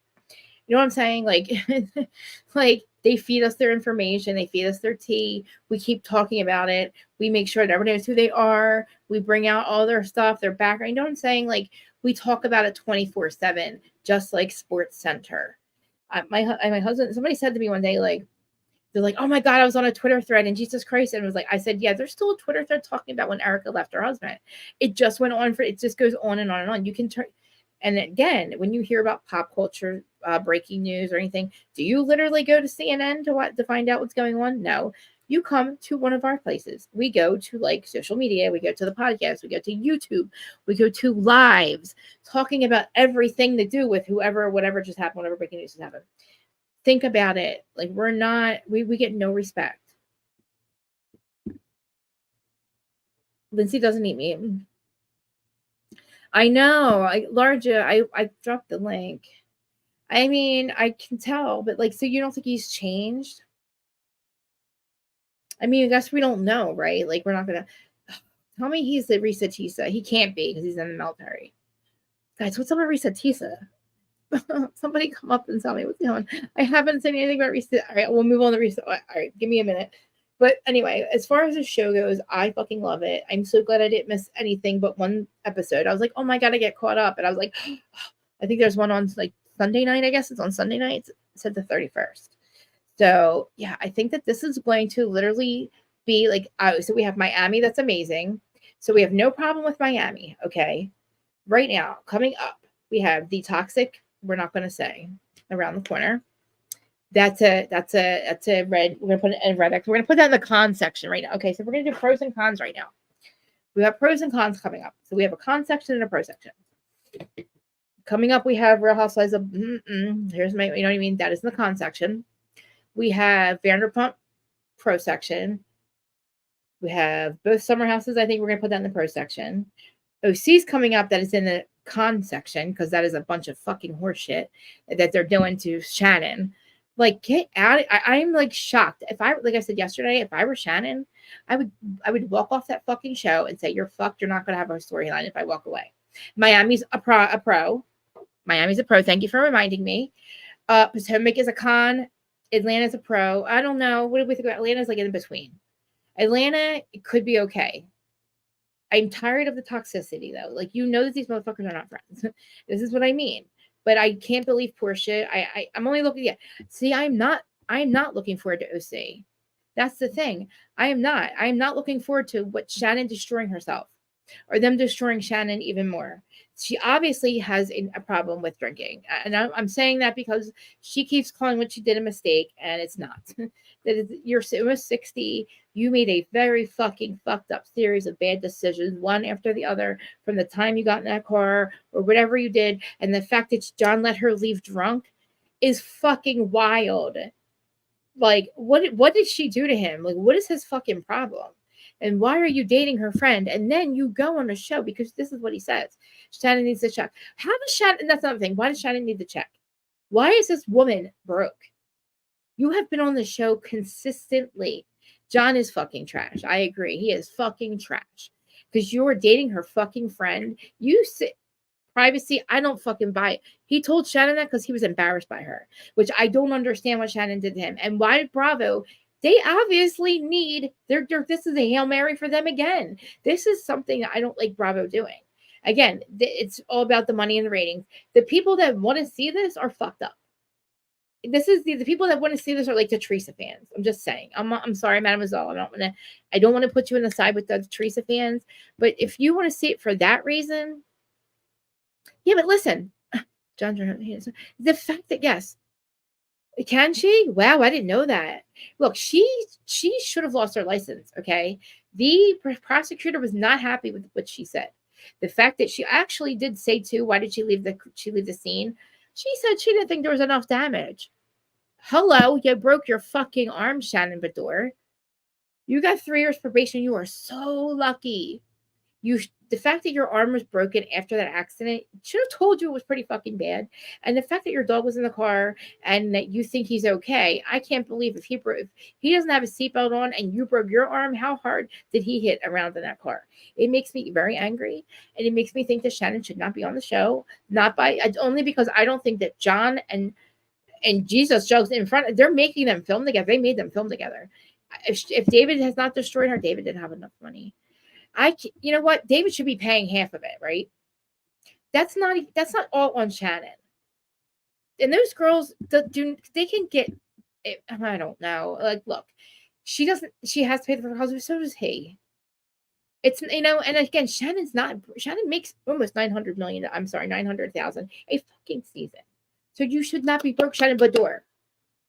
So much people live on so much less than send their kids to college. I'm just saying. And I can't believe this piece of shit is going to sue her for money for a facelift.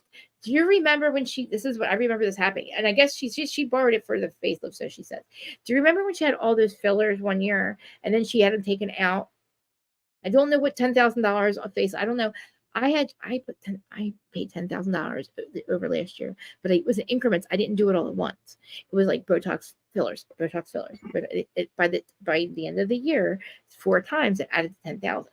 Shannon borrowed 10,000 and said it was for facelift all at once. Dana just did a video on Shannon. I know. I was so distracted, but I'm sure what Dana was saying about Shannon. I know. Thank you. We were both. That's what I'm questioning because we both watched it. Okay, so you watched it too.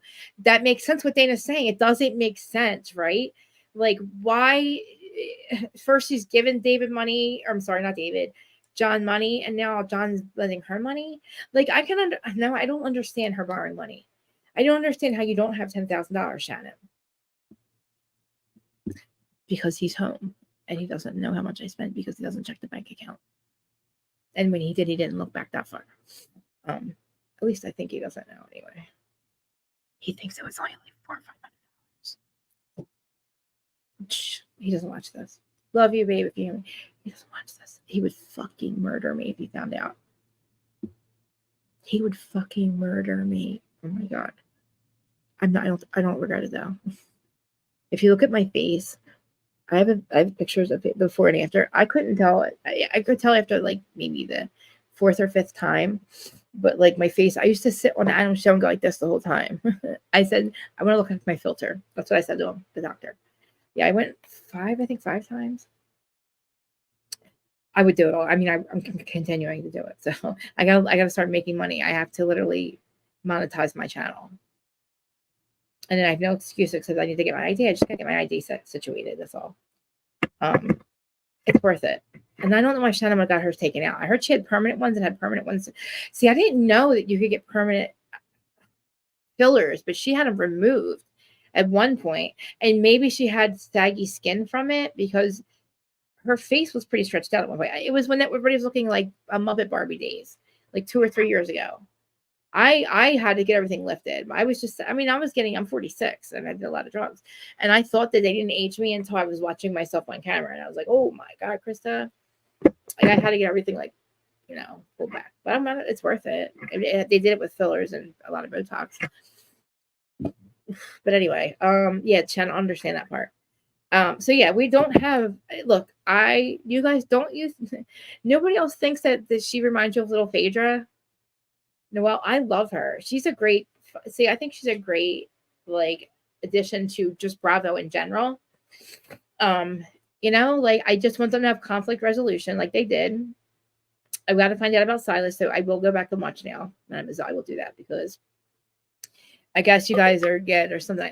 I mean, I guess you feel like he can't change, and I don't even think, I guess it being deployed from somebody, like you said, this is a COVID relationship, so it's only 3 years old.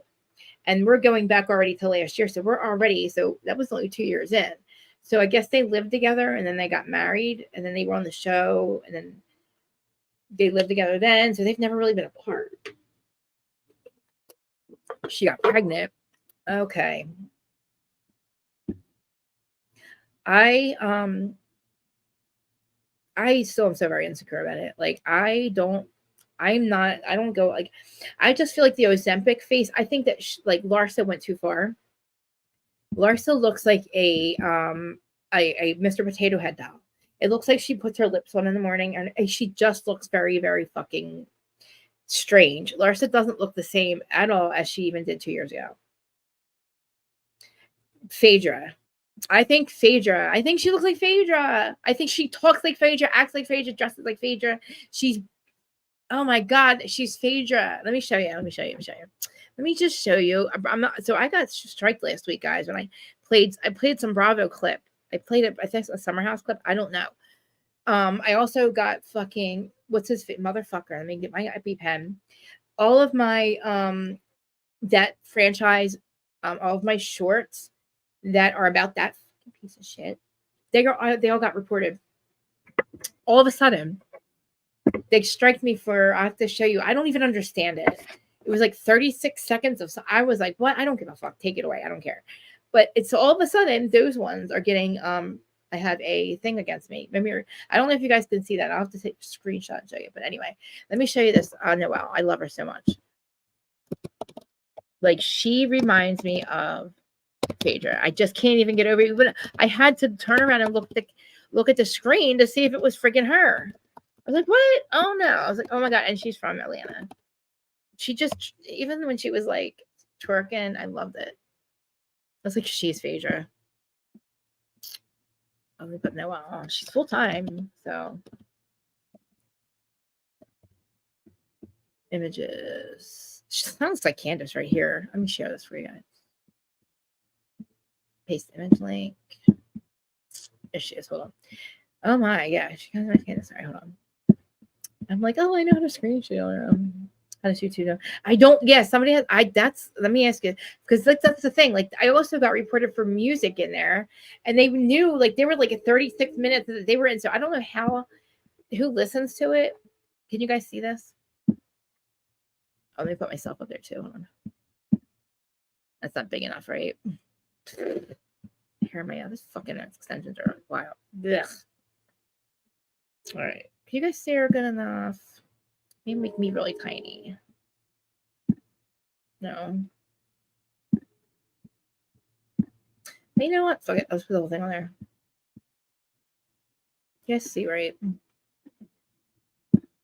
There we go. That's good. Okay. And then let me get rid of that. Okay. That's her. That's her with curly or straight hair. But she, images. Why can't I? Oh, come on. I'm not good at this. Like, I'm not good at this stuff right here. Because I don't have a look, this is where I think she looks like Phaedra. Oh, wait, that's not her. All right, where's she at? I'm so blind. Yeah. More pictures of her. She looks like Candace a little bit there. I don't know. I'm like, I think she's awesome. She just reminds me of Phaedra. Ah, stop it. I hate not having a fucking thing. That's it. Images. Click on her. Like, if you guys watch it, you'll hear her. I want to play her voice, but I don't want to get in trouble. Noelle Holy Ramus, Hewley. Oh, come on. She wasn't anything else.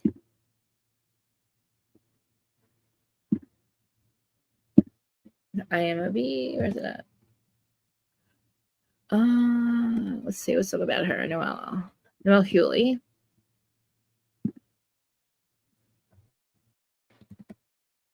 She's so pretty. Yeah, that's her. I don't know what this says, but like, she's gorgeous. She just talks like her too. She sounds like when she has her hair curly, she looks more like her then. But like, I don't know. I love her. I think she's gorgeous. I love her energy. Like I said, I don't know if she hooks up with anybody. Well, let's see. I'll put say no on Alex and see what happens. See, there's where she looks like Phaedra, right? Oh my god, I wish I could play her voice. That's where she looks like Phaedra, guys. Tell me. Okay, yeah, she be for young Giselle too. She's, I guess, yeah, the skin, she's got the same skin tone as her. What a vacation. I like it. So I really think that our shows, like our you guys see it, right? But like I feel like when she talks, she sounds a lot like Phaedra. I'm digging the hair today, right? My hair today. I'm gonna shut this fucking fan off. It's blowing those little pieces in my face.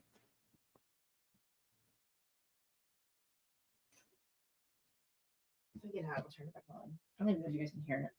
Ridiculous. You see this bag of peanuts? Do you see this? I get like 3 or 4 a week. I don't understand my problem. And I have not lost any weight. Oh, guess what? And they turned me down for Ozempic, my insurance. Guess how much it fucking is? Do you know how much Ozempic is when you don't have insurance, when your insurance doesn't pay for it? I have the best insurance. Fucking $1,200. Fucking $1,200. So anyway, I have to get basically a pre-authorization. So, and I did hear that it was hard to find in Jersey again. So I guess that there is a little bit of a shortage. However, my pharmacy did have it. So I don't know, guys. I don't know why. I thought that I was going to have more people watching today. I don't know. Am I not? Are you guys getting your notifications? I love it. Now, see, like, that's what they do it in, like, listen, let's see, Family Shore, Jersey Family Shore, like, or Jersey Shore Family Vacation, they don't really go to the beach, which is strange. But somehow all them being in a house is still funny. It's still fun. They do like, they'll do poly shows, which is cool. That they'll go out and do that. But like, they do it with a family thing, and then sometimes they bring their kids, but it's fun to watch still. But the fact that, yeah, like, that's fun. Like, but I guess, oh my god, whoa. Wait, you pay that much? You yourself, you pay $1,200 or comes out of like your paycheck? Please tell me it comes out of your paycheck. Hey, Andom, I missed you. I was thinking about you this morning. I don't know everybody. Did I say something that made everybody like not want to? I don't know. I feel like, hey guys on Instagram, come over and talk to me. Tell me about what I'm missing with Martha's Vineyard, because apparently I did miss last season, so I do want to watch it. Please don't let me be about Tom. What did I just see? Please don't let me. A little bit on Instagram, it says something about please don't let me be about Tom. I remember that. And Martha's Vineyard for New York. Yeah, it's not, but it is, right? It's not New York. It's a little bit above it, right? I know it looks gorgeous when I look at it. Know what else was really beautiful? Do you think you will love it? Do you think you'll love it? I would. See, this is the thing. I want to do that. I know. I want to do that, but again, like, everybody is. So, like, really, what am I going to tell you that you guys don't already have seen? Unless you really value my opinion about it. And I feel like I do give you my opinions, but like, I feel like I will do these recaps and stuff. And then if I could do that stuff, like my lives, like right now, like I did talk about the show, but like now I would do that. Like I'll dive into whatever's going on right now, like I did with Shannon. But I do right now. It's kind of weird not having any Housewives shows on, right? And there's no Housewives shows airing as we speak, besides Potomac. And we know what a fucking hot mess that is. Like, I dropped the link right now in case anybody wants to come in and talk about that. Okay, so with Potomac, fucking Robin and Juan gotta go. Like, they deserve to not be there. I feel bad for Robin. I feel like she gets shut down in her marriage. I don't think that he loves her. I don't even think he likes her. He does not play the game well. He's stupid. He fucked his life up. He fucked up his job, his future by I don't know, and I don't know, complicit by not I don't know. Whatever he did with his coach. I don't understand it. How I think Juan is a fucking piece of shit. And I thought that he depended on Robin. I don't think he gives a shit if Robin doesn't work. I think he's going to beat feet and go with somebody who has a job. I really do. I think he doesn't care. I think that he feels like fuck this show. The fact that he knew that he had to at least pay, like at least pretend one, so she could keep her job because fucker, you don't have one. And literally, like, no, oh my God, Shay, we're gonna have to talk about that. I know, remember that's what high tea. You're right. See, this is the thing, but then I also do. I know. Ugh, it's a good idea. Yeah. If you all right, so remember you said if you will pull the topics together, I'll do it. Juan didn't get it. Listen, he doesn't like her, guys. He feels that if she leaves him or whatever, if she don't have a job, he'll leave and he'll find some other poor sap to go. I do. I even know that his family, her parents are like his parents. I know there wasn't a situation where they like lived together like brother and sister. It just happened that he had lost his parents right around when they met. So he's family to her. I also believe when she made the statement that she knew that he did everything he was right the right way. The courts took it as or whatever was the schedule last summer. It was some kind of whatever happened. The way that she said it, I kept saying, "What the fuck are you doing, Robin? Why would you say you knew anything? I knew my husband did everything right." And it's like, well, then you just are complicit. You just basically said you knew what he did. So it's like, I don't get her. So the fact that she now has no job, does he not have like? It's because of him. The most interesting thing that's ever happened to Robin in her fucking life, and she puts it behind the paywall. And it's like, okay, like fucking Kyle. Oh, it's none of our fucking business. Okay, bitch. Where do you find out you're on a reality TV show? Did you forget? I'm sorry. When do you find out you're on TV? Like, damn, Kyle. Mauricio said it's our business, though. Oh, thank you. Well, listen, I will get any opinion. I'll look it up right now if you want. What's the new reality show out of Missouri? Oh, listen. Juan should have pretended like he gave a fuck, and he should have engaged in the show more. I don't know. The fact that he was like every time Robin would have a conflict about that, he shuts it the fuck down. And then she wants to attack everybody else. She's fucking delusional. When I say Delulu land, I made that up. That is my term, Delulu land. Okay, I started that and I have proof of it. But I'm just saying that show moved on to Delulu land. Giselle and fucking Robin Sabin are ridiculous. I like Giselle without Robin, and I am excited. I hate to say this. I don't like what now. You know what? I'll take that back because I wanted Candace to go only because they're never going to stop coming after her. It seems like, and Robin could fucking care less. And the fact that she wanted to make deflect. Now, I truly believe she deflected from her life as her life was happening on camera. Like at that point, where Juan's shutting her down. She can't use him as a storyline. He barely fucking wants to be with her. He barely kisses her. We saw them try to go on a date, and she had that fake ass wig on. And it's like, this is so awkward. It's like watching Trashley and Michael. And that reminds me, Trashley, you fucking brought Sesame Street around.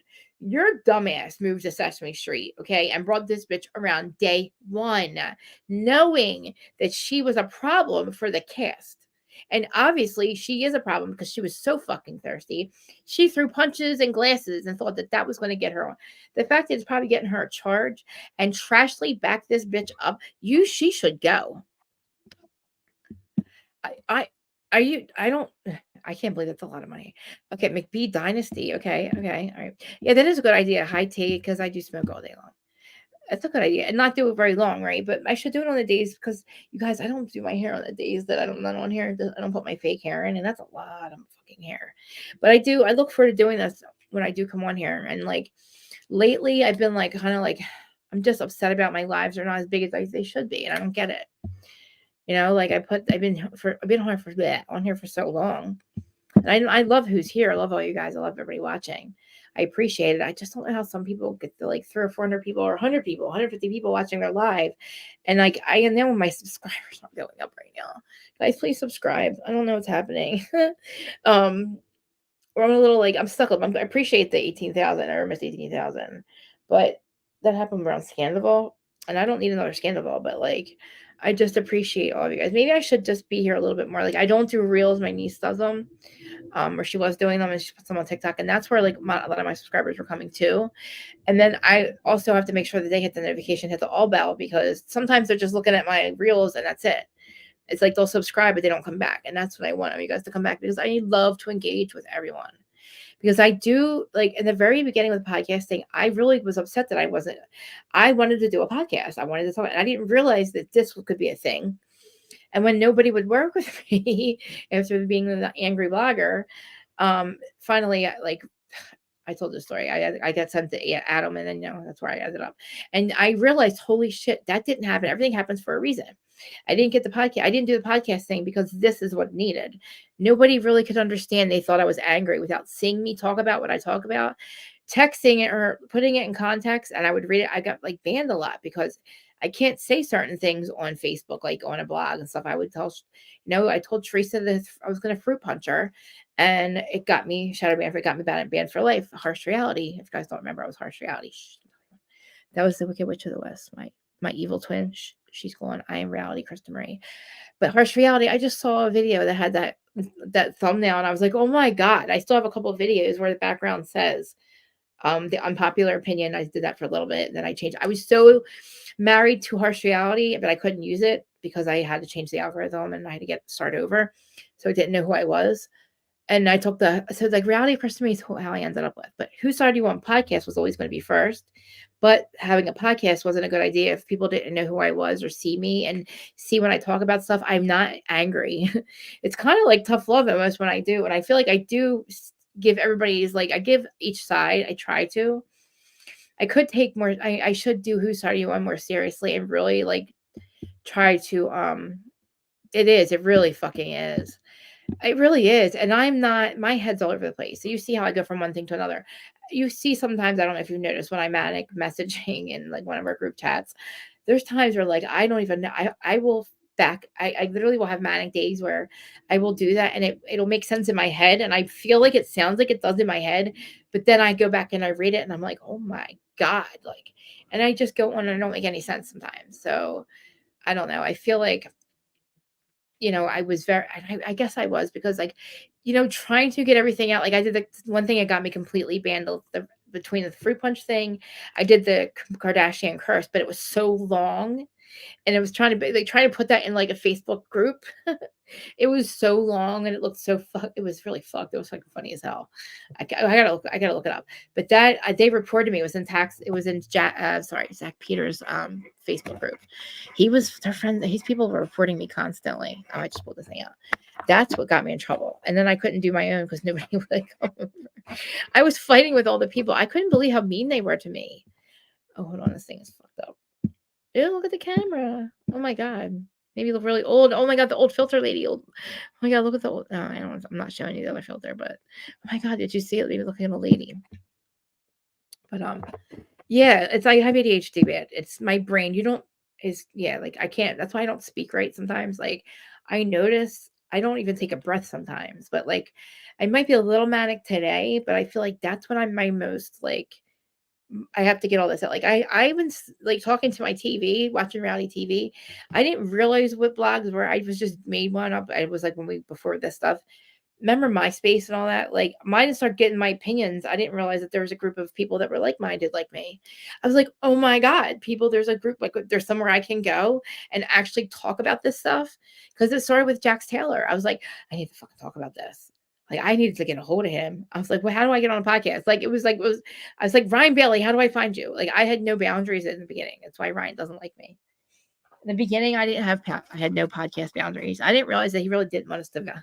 I would really send him like private messages constantly every time. So it was all on audio at that in the very beginning. I didn't know about YouTube until like a couple months later. I was like, I want a podcast. And Zach's like, nobody's gonna fuck with you. I was like, damn. He told me the truth. He basically said, don't do it. And then he's like, you got to find my friend Adam or go see my friend Adam. And that's how that happened. And I give him all the credit in the world for me still being here and doing this. And it's funny that you guys all met me through Adam. I could tell, like, I can't talk about it right now. I'm very upset because the 3 people that I always wanted to collab with, I don't, just for some reason won't with me. And I watch them collab with each other and it gets me so fucking upset. And it bothers me and I shouldn't let it bother me. I know it does. I heard it's a sign of a genius. I know, Amir. I know. And I know that because I was the weird kid in school, because I hated it, I didn't want to be there. I didn't digest any of the information. I know now why, because it was all a lie, but we won't get into that. But I am enjoying for Martha's Vineyard, I'm enjoying it because it is fresher. It is more mature, a little bit more mature. They aren't like, they can actually not drink. They can eat clean. I'm enjoying the fact that now being a starseed, that I'm seeing the spirituality aspect just trickle over into the younger generations where they literally just choose to be themselves. They choose to just do things like that. And it's okay. They don't care what people think. Like my whole generation, half of them are gone and dead because of the drugs. And it's because literally they were trying to like literally like medicate us. So I just feel like they now, like the younger generation, they have such a choice and they just now, I don't feel like they've been brainwashed as I don't say brainwashed, but like as much as we were.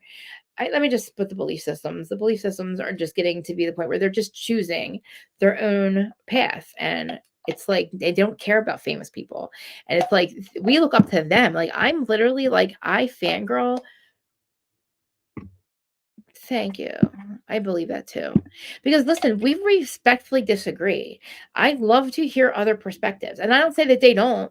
It's like, but why am I not good enough to be on like collab with you? And like it's not like I mean, I put myself out there, but I don't, there's I can't even talk about it. It gets me so upset. It's like it's not that I don't do it. It's just like other people collab with other people. But I just feel like I don't know why they don't think I'm good enough to be on like a collab with them. You know what I'm saying? It's not like you can't. It's not like I'm not here. And, I think I've only asked twice to Ryan.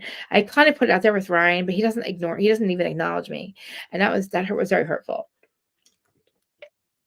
And I've supported him from day one. I mean, I didn't even have an iPhone back in the day, so I didn't understand it, and I knew how important it was to rate their podcast. And because I couldn't support his Patreon, or because I couldn't rate his podcast because I didn't have an Apple phone, I paid for his Patreon. That's literally what I did. And then I started my own thing, and I, thought I'm low man on the totem pole. Eventually, they'll acknowledge that I'm here with them, and I might not be the most organized, and my brain doesn't work like them, and I'm not a robot. I don't, and I'm not like a puppet, and I don't have a script that I stick to. So like I'm not, so maybe that's the problem. I've even asked Dana to be honest with me. I know. I try to. I know. It's so crazy because I say that all the time. I'm one of those people that does not usually care, but for some reason I look up to these. Like there's 2 people I completely look up to from day one, and I fangirl over these 2 podcasters, as Ryan Bailey and Dana. And Dana are friends. But for some reason, I can't get her to collab with me. But she'll fucking collab with Kim D. Now, it's an hour. How long are we? An hour and 42? She'll never see this because she'll never watch my thing. She watches me a little bit and she'll give me advice. And I don't know why she just won't collab with me. Because I'll tell you right now, if you watch her and Kim D, it's a fucking shit show. It is a fucking shit show. And if you could, I'm a shit show. Okay, Dana. So why would you not? I said, I feel some type of way about you still doing collabs with Kim. And her just, oh my God. I love you, Kim. I don't want to argue with you. I don't want to disagree with you. I just feel like if we're going to be real, I mean, if Dana's going to podcast or collab with anybody, like why? I mean, you collab with Kim D, you should be able to collab with me. Because I'm not going to sit there and I don't want to talk about it because it's just the topic. I don't think they should talk about Jersey. I feel like yeah. Have you watched that, Shay? Like, I don't watch it because it bothers me. Like, I just get very, but I do want, I looked at the comments from the live and I can tell what's going on just by the comments. Not one person was nice about what was going on. And I don't know. I guess I should watch it now. Maybe I'll watch it later. But I feel like it was something where Dana was trying to, like, Vanessa and I, you've seen Vanessa on my show, right? So, obviously I am not on that person's side, and I don't have anything telling me I can't talk about him, but I try not to. But the fact that they do so much, and this is the thing, when you are not when you're not a podcaster, it's okay to do that way. Like, it's okay to hate somebody, but then when you do this, I'm wrong. I'm the one who, like, I don't hold in how I feel, and I tell you who I like and who I don't. But Kim is one of those people that she will say she'll do that, and she hates Teresa. But I think that Kim doing this, she now she has to fucking flip flop. I don't know why listen, I don't have an answer why she flip flopped, really. I thought I did, but I think it's more of she tried to go with what everybody else was thinking in the very beginning with all the new people in the cast of Jersey. So when she's with David, she was just going along with it. But in real life, she really did like John Fuda. Because why would you have him on your show after what you said about him?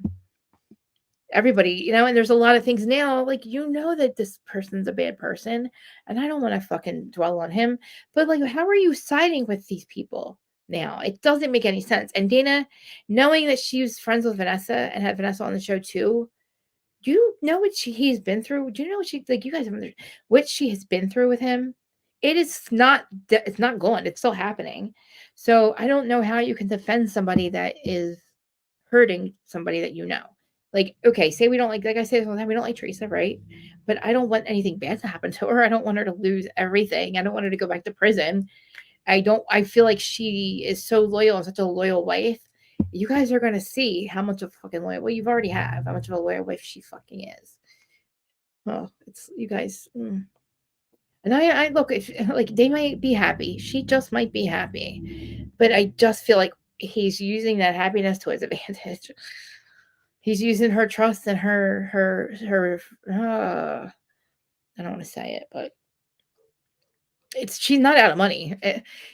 He's I'm not going to say it, but there's a reason why he goes on these trips and goes to the Bahamas a lot and is loving Joe Giudice right now. It is such a good excuse to go. Isn't it? Think about it. What a good excuse to go to the Bahamas every other way, right? Like, they're not fucking broke. I believe that this man's a grifter, and I like how she says, "How can he still be a grifter?" Blah, blah, blah. He owns go, "You're the grift, bitch, Teresa. You're the grift. I'm sorry, you're the grift." That's why you don't see it. You are the grift. He is a grifter, and you're the grift, and it's obvious. But he did have his own money, and I feel like he's hiding his money. And this is alleged. This is my opinion. I don't know what I'm talking about. Allegedly, I feel like he's hiding his money and spending hers. That's why it looks like she's broke. Why else would she take a show that's only pays 40,000 for 2 weeks? That's strange. I mean, yeah, that's a lot of money for us, but not for somebody who said, "Oh, I'm going to be able to retire her in a year." Do you remember that statement? I have it on one of my shorts. It says, basically, as a reunion, we don't fucking need you. This is why. How can you expect people to want to hang out with you and film with you when you have consistently told them how the fuck you feel about them? Think about it. Who else would want? Why would anybody want to fucking hang out with you after what the fuck you guys did? Here I go. I'm not going to get into this again. It just doesn't make any sense. Listen, you can't, like, and why do we're not, and then Bravo's still trying to do this, like, Teresa versus Melissa shit. We don't fucking care anymore. It's so toxic. And when you see Tommy Manzo got reindicted, right? Tommy Manzo got reindicted. I don't, the state is wild right now. I'm scared of it. I'm glad that I'm not a part of this anymore. Not that, but I'm glad I don't have to deal with these court systems in Jersey, because Vanessa got screwed. But then that's an all in question. That's getting fucked. And then you had Tommy, who got, he got dismissed. His case got dismissed, but then he got reindicted. I don't know what's happening. It scares me because I don't know what's happening. I don't know if these judges are now. Listen, there was 20 years of certain prosecutors.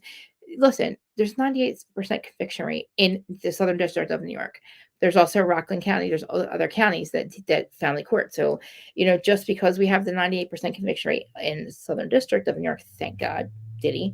The fact that this family court, I don't know, these people are corrupt, but I don't know what's happening now with Tommy, because obviously if he got indicted and they let him go the first time, who the hell reindicted him? You know what I mean? Like, what did he do?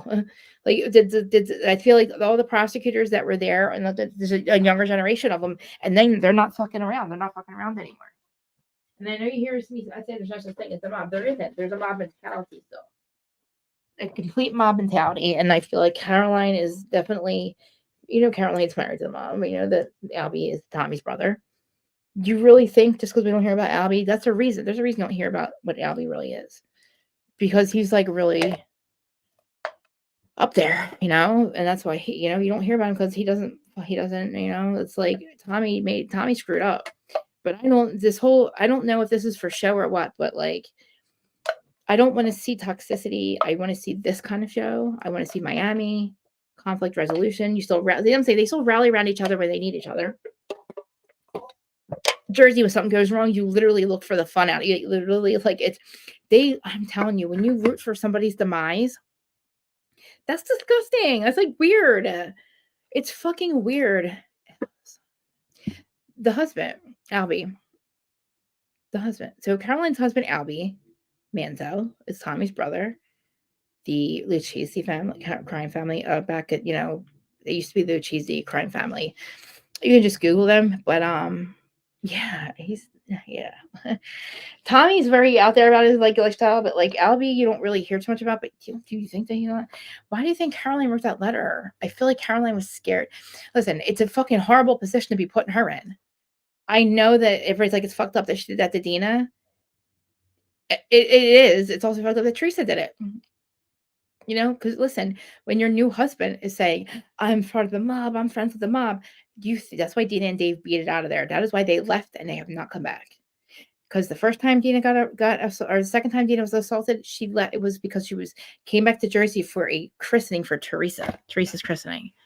So, a home invasion, it's like, who knew she was there? A lot of people. But I mean, I don't fully trust Teresa, and I definitely don't trust him when you say that shit, when that person is supposed to be a part of that lifestyle and has already tried to kill me twice, and now he's been let off his crime, and the one's going to prison, but now they've reindicted him. So what the hell's going on in Jersey? Like, is all the corruption being exposed, and now like they're not going to pay people off or whatever? You know what I'm saying? When I heard oh man, when Caroline brought that thing, yeah. Yes, Danny. Yeah. Yeah. But you know why though? Because like, she legitimately had a reason. She was attacked. Think about it. How many times was Danielle attacked? She attacked Marge once. But like, Teresa almost went after her the first time. Like, I remember Dana used to say about Danielle that she wants to skim me and wear me like last year's Versace. I heard another reason why they weren't showing it. Yeah, well, listen, like, yeah, but like, also, I feel like they said they were smoking a lot of pot, which is no big deal. But I mean, listen, they're having pot parties on Beverly Hills. Come here, lover girls. Come here. You want to be on camera? Come here. Come here. Give me a huggies on camera. Show them how cute you are. Come here. I know, and I feel like Caroline woke up the next day. And she really, like, I don't blame her for having fun, or like, I don't think she wanted to be with hook up with Brandy. I just feel like maybe she didn't really she didn't really push her off the first couple times. And that is something you don't want your husband or your friend. I really believe that lawsuit has a lot to do with not having that ever aired. Come here. But it's not fair to the other women that were on that show that are going to lose the exposure, because look what happens when they put them on these shows. They get kind of it kind of has reignited their careers a little bit, some of them. And that's what I think we have to do. Hey, Dustin. I had internet issues last night too. Sorry about last night, but I just talked about Martha's Vineyard, and everybody loves Martha's Vineyard. I'm telling you, I rate this season so far as a 10. Well, it's only one episode, but I rate it as a 10. Only because I can tell they've hung out throughout the last year. And I feel like we have a lot to dig into. We have a lot of Silas and Jasmine stuff to talk about. I'm going to try to get caught up on them because, but they only have 8 episodes. So I really think that we're going to see like really good energy. Like you can't, Cassandra, speaking of NT and all, hi. I haven't talked to her a while. Oh, she's sending me an email. Oh shit. Uh-oh, I'm scared. I'm live right now. Should I bring it up? I might be in trouble. So Cassandra just sent me a message that she's sending me an email. I'm scared. You should come up.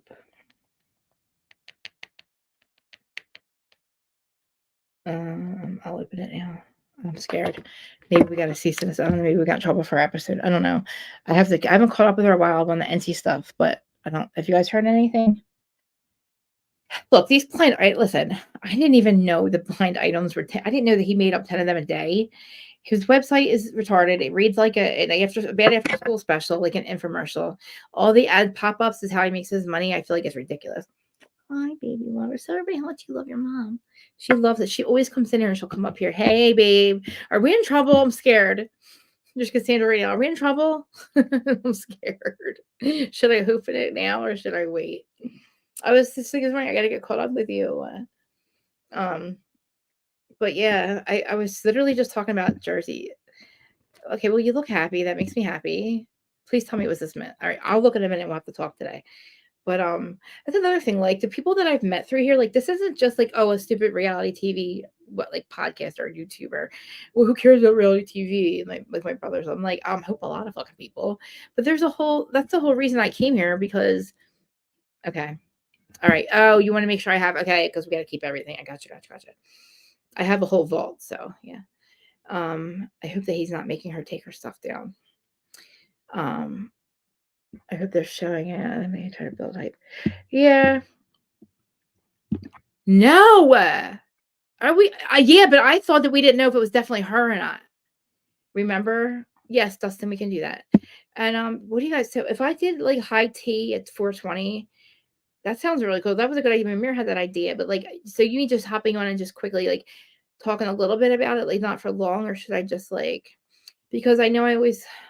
I mean, yeah, because I talk like I don't know. That's a good idea.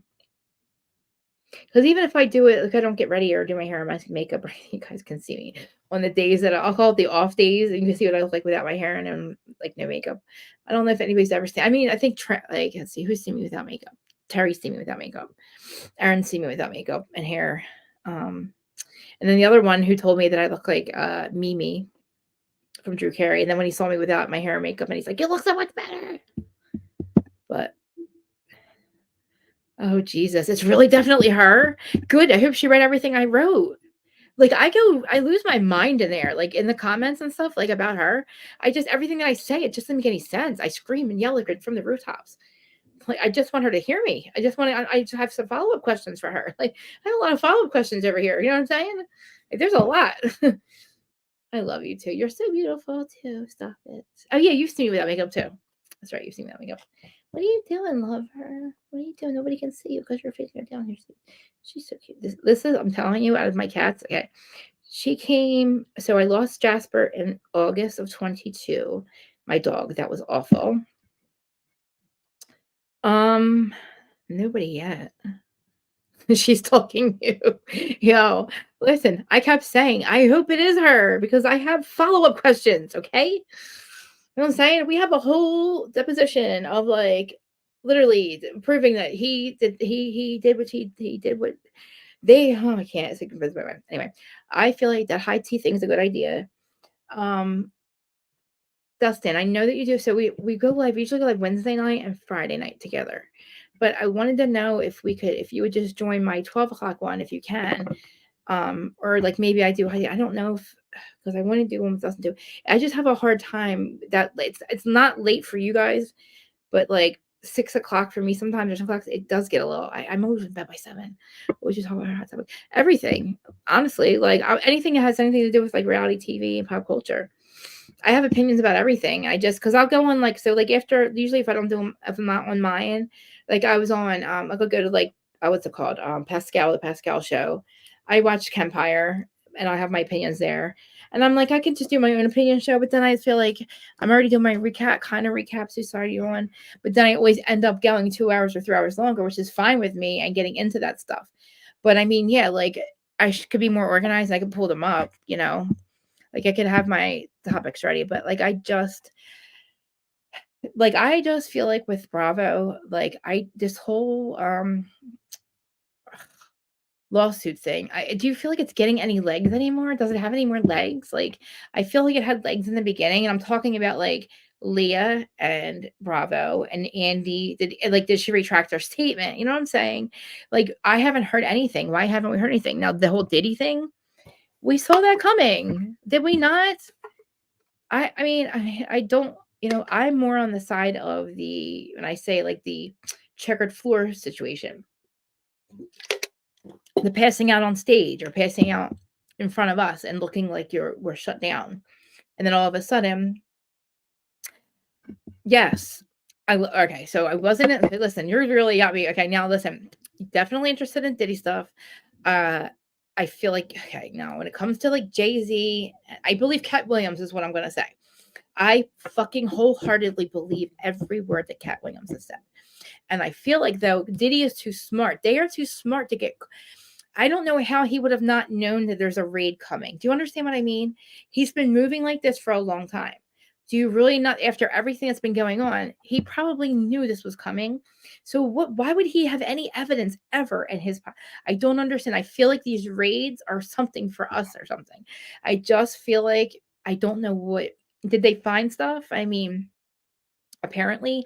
But I mean, if you're Diddy and you have been getting, how do you not? I really thought that he was with his legal team when this was happening. I thought maybe he turned himself into his legal team. He knew this had to happen, and I thought he was waiting to just buy. I'm interested in the Royals because I feel like yes, I said he's probably. I said this motherfucker is in his goddamn bunker.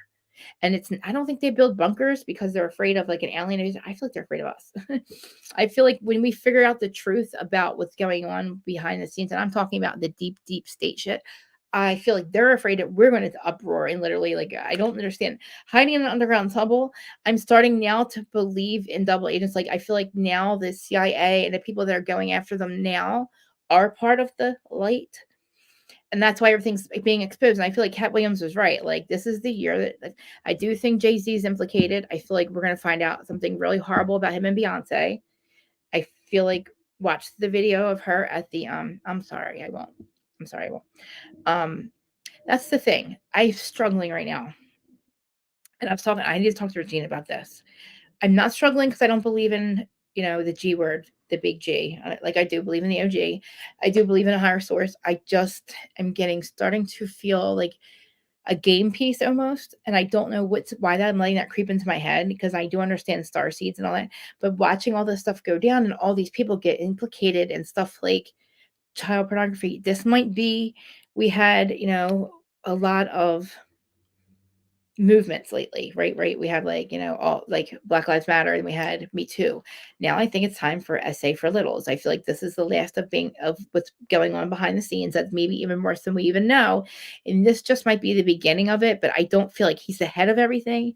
But I feel like Jay-Z, I feel like what happened with like, what's his name? It was just he just got arrested a couple times and he like had some SA assaults. Cuba, whatever his name is. The stuff like look at like okay, so if you look at Bieber, look at Amanda Bynes, look at Britney, look at Bieber, like they're all gone. They're not there. Something's up. Whatever they were doing to keep them as like their robots to make money, they either have had to sell their share, whatever it's called. Like like that one guy, he's no longer the manager. What's his name? The one that had that like literally was the one that Taylor Swift had to get all of her music back from that guy. Yes, I do. Absolutely.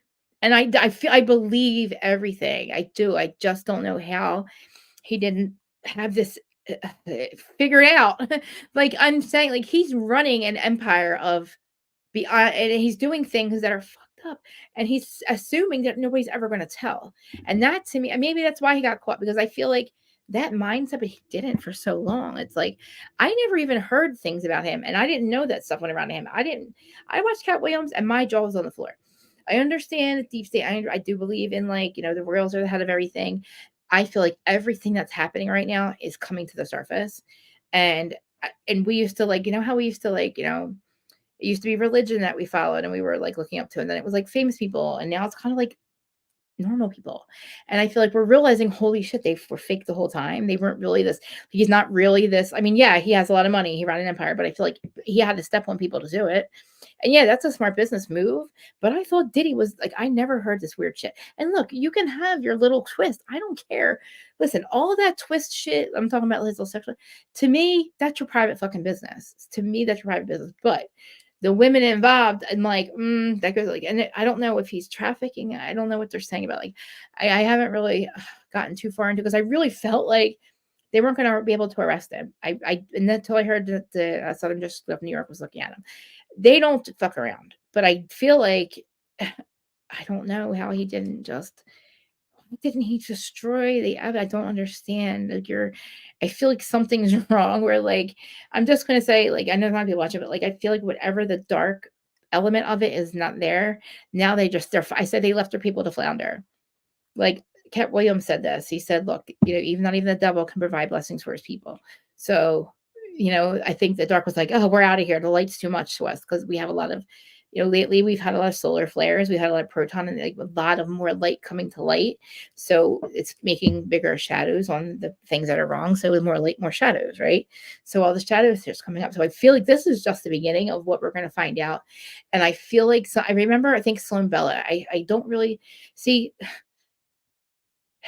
Femtaro was not happy with what SB was saying about this stuff. I think that there's multiple possibilities for the future, like the way things go.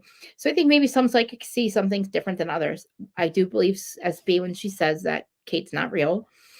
So like with the royal stuff, I feel like that Princess Diana, when she's been channeled, from what I can see, in my perception, you don't have to listen to what I'm saying, but they've always said that she was very hard to get through to.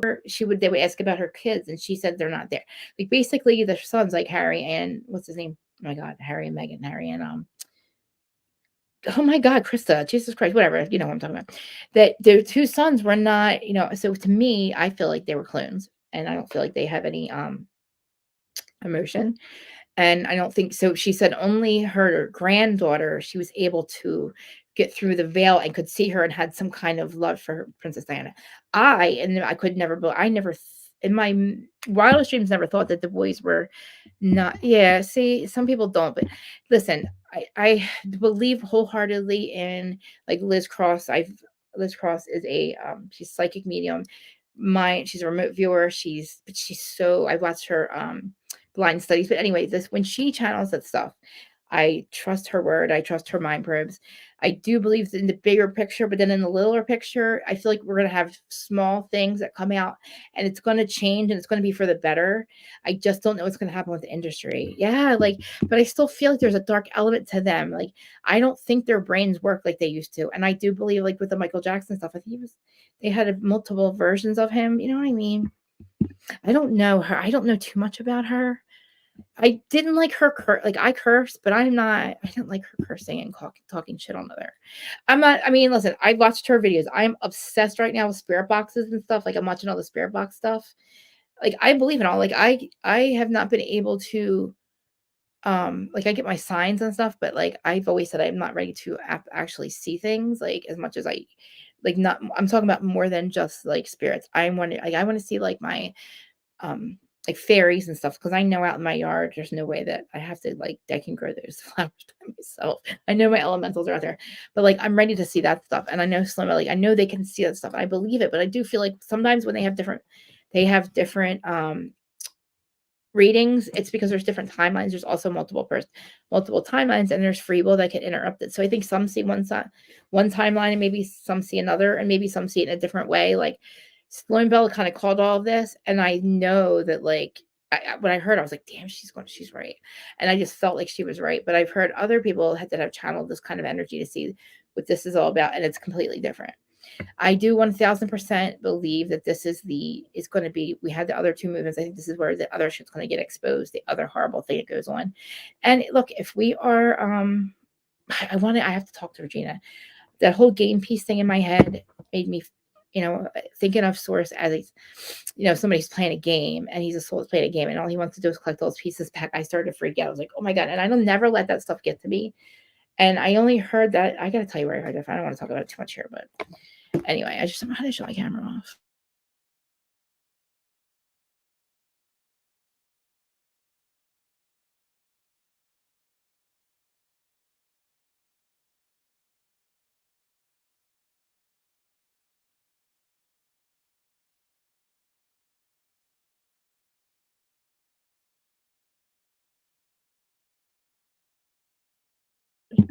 Um, yeah, so I do want my other one lights went out. I guess I should let this one go. He's solar. I'm telling you, I wish there was this. I watched. I believe it. I had it indeed. I saw this one chick who lives in this house, and she's so psychic. She literally can see the spirit guides, and she draws them, and they're fairies and everything. It's so amazing, and I want to get her to do mine because I truly believe it. I should link you guys at her thing. She has a YouTube channel. And I'm telling you, like, I am fascinated. You should see her. She's not clear. Oh, that's me. She's not clairaudient, but she sees the spirit guide thing. I think she reads them by like yes, no, like they shake their heads because she can't hear what they say. But her house was so haunted. She's got portals everywhere. Her daughter used to be a fairy in her other life. So her daughter actually they have a portal that they send them to like this is amazing. This is like I was like, oh my God, because I knew that all the other stuff was real, like spirits and aliens. And then I was like, what about elementals? And then I was asking like about I haven't asked about like Superman and shit like that. Because if all the other shit is true, like, then Superman, like, is there superheroes? Superhumans? One of my lights went out. But, yeah, like, my mind's going I can tell I'm manic right now, my mind's going a mile a minute. But, like, when it comes to Diddy, like, I mean, I don't know how everybody's surprised. But I just feel like I don't know, like, I'm surprised that they could catch him with anything. I mean, I don't know how after what Cass you know, what did he do? Settled that he didn't think that they were still gonna go after him, and now if you've been connected for so long, why you're not connected now, I don't know. But, I love it. I love this stuff. But, alright, guys, I lost you. I'm sorry about all that. I will Dustin, what time is it? Okay, so, yes, this should go through Cassie. I cannot wait to go yeah. You think? I mean, like I hear, oh man, I don't know who that one girl was on. I don't know. It's just deep. I also feel like some of the people that are backing up Diddy are scared. You know what I mean? I feel like some of them are scared because they're not sure what's really going to happen. Like, really, what's going on? Like, all of a sudden, there's all these people going against him. It's like either they feel like very confident that he's not able to hurt them, or you know, like I hope they open up Kim Porter's case. I feel like, I mean, come on. Yeah, but I feel like she was I know, I get it. She was a big part of it, I know. I don't know, for her to go after him like she did and create this, I don't know if maybe she thought she was gonna go down, so she had to go first. You know, I think that she's the one who said, "Look, this is what we've been doing," and made it I'm not gonna assume anything, but all of a sudden now that, if this is all out and now he's exposed. And I don't think it was Cat Williams that tripped everybody out or tipped them all out. "Hey, mama," say hi. She's like trying to get on the camera. It wasn't, I think it was Cassie's case that kind of tipped everybody. I think the evidence is like, yes, I think the evidence is where she said it is. And I don't know how he didn't fucking hide it. I thought he was going to have I thought maybe like his houses were in his family's name and they were going to get in trouble. Like he was going to have them take the fucking rap, Because I know people that have drug dealers don't have houses in their names and shit. It's not their, you know what I mean? So it's like, it was kind of hard to get to sleep anyways. So I don't know. I do watch a lot of the YouTube stuff about it so I can keep caught up. But like I said, like listen, when you want to hear about like whatever's happening, like my phone will start going crazy with like when something happens with Bravo. Like when literally just when Robin got fired and I love Candace for leaving. I needed Candace to leave and Wendy because I figured they're never gonna stop going after them. Because we don't even get into I hope the whole Chris Bassett thing, we gotta just fly right over that. They don't even need to talk about it because Giselle hired that chick. That chick was crazy. That made no sense. And that's why I'm like, you know what? I can't just fuck these people. You've made something out of yourself. You've used the platform and that's amazing. Did you see what just walked past me? Something just walked past me. All right. Oh my God. I'm not talking about that stuff. Oh my God. All right. Did you guys see like I feel like the squirrels and like all the birds and stuff that like I have pictures of cardinals. They come every fucking day. It's just for me to take a picture every day be weird. Like it's just they're there. And one of them just sits there. But I get so many of them and my flowers look amazing. And I just can't wait for summertime. That's what Martha's Vineyard Summer House reminded me of. It just made me excited for the weather. But got new windows. The kitty cats can sit in them now. My windows were so bad that my cats could not get in the windows. There was no screens in half of them. You know why? Because somebody tried to break in. You know who did it? Somebody that I know. See, I'm not crazy for having 8 motherfucking cameras, right? Wouldn't you? It's not the first time. That's why my screens were fucked for fucking years. Because we didn't have the money to fix them.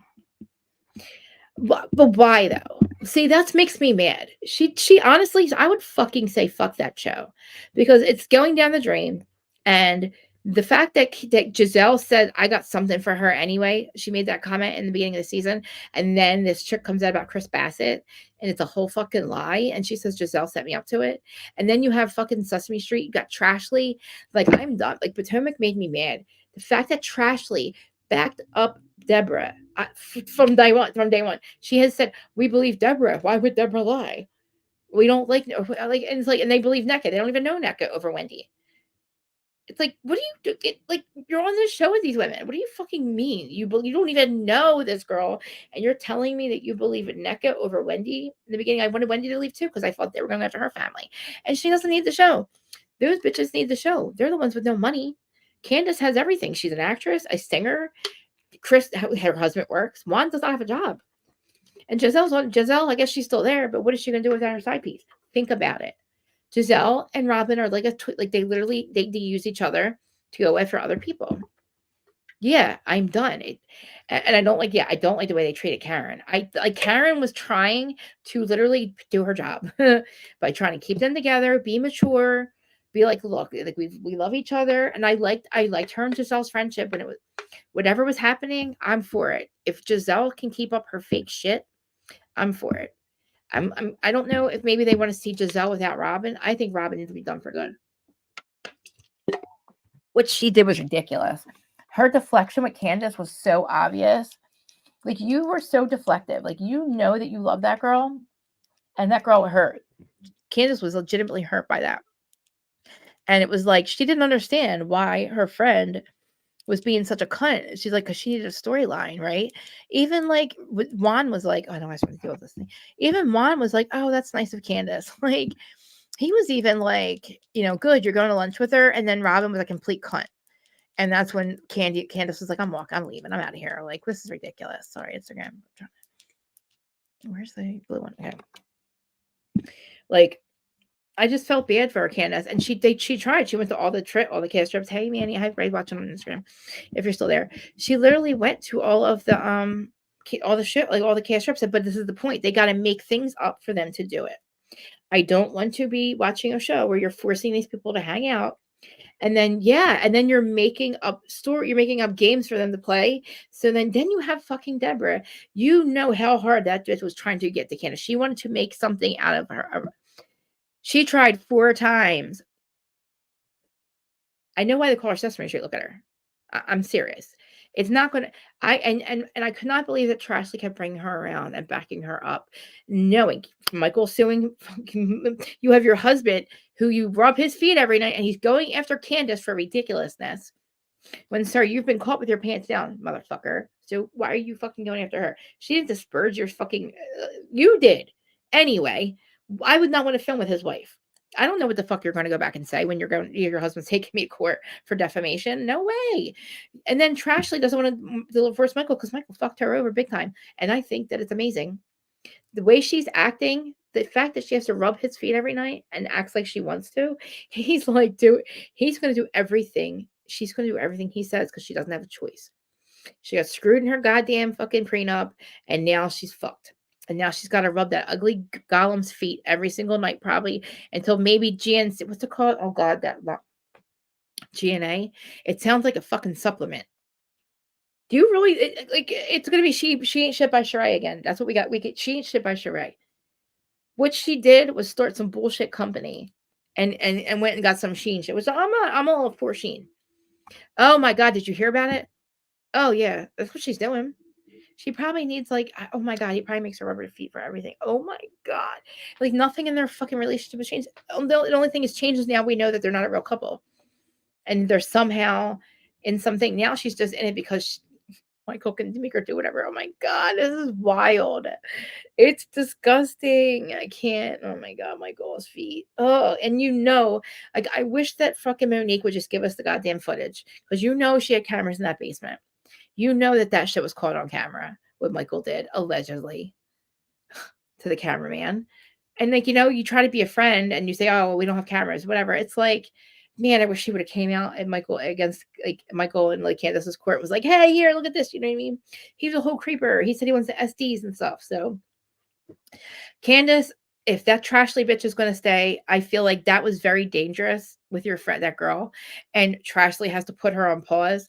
No, you need to not be her fucking friend because your event got ruined because your friend is toxic and stupid and trying to be literally literally. I'd be talking about your ass too when you constantly come after me. You can't stand a bunch of girls sitting in a corner talking about you. You deserve it. You deserve it. And somebody said, get out of my face, get out of my face, get out of my face.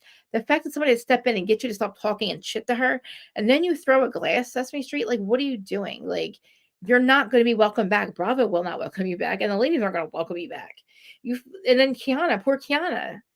Do you see her face? She said, not only did she get hit with the ball, she got hit with a fist. Okay? And she only got beat up only because they don't like her. They go for her. Candace is not doing anything that they don't do, that they don't already do. Candace has not done anything different. She talks the same amount of shit.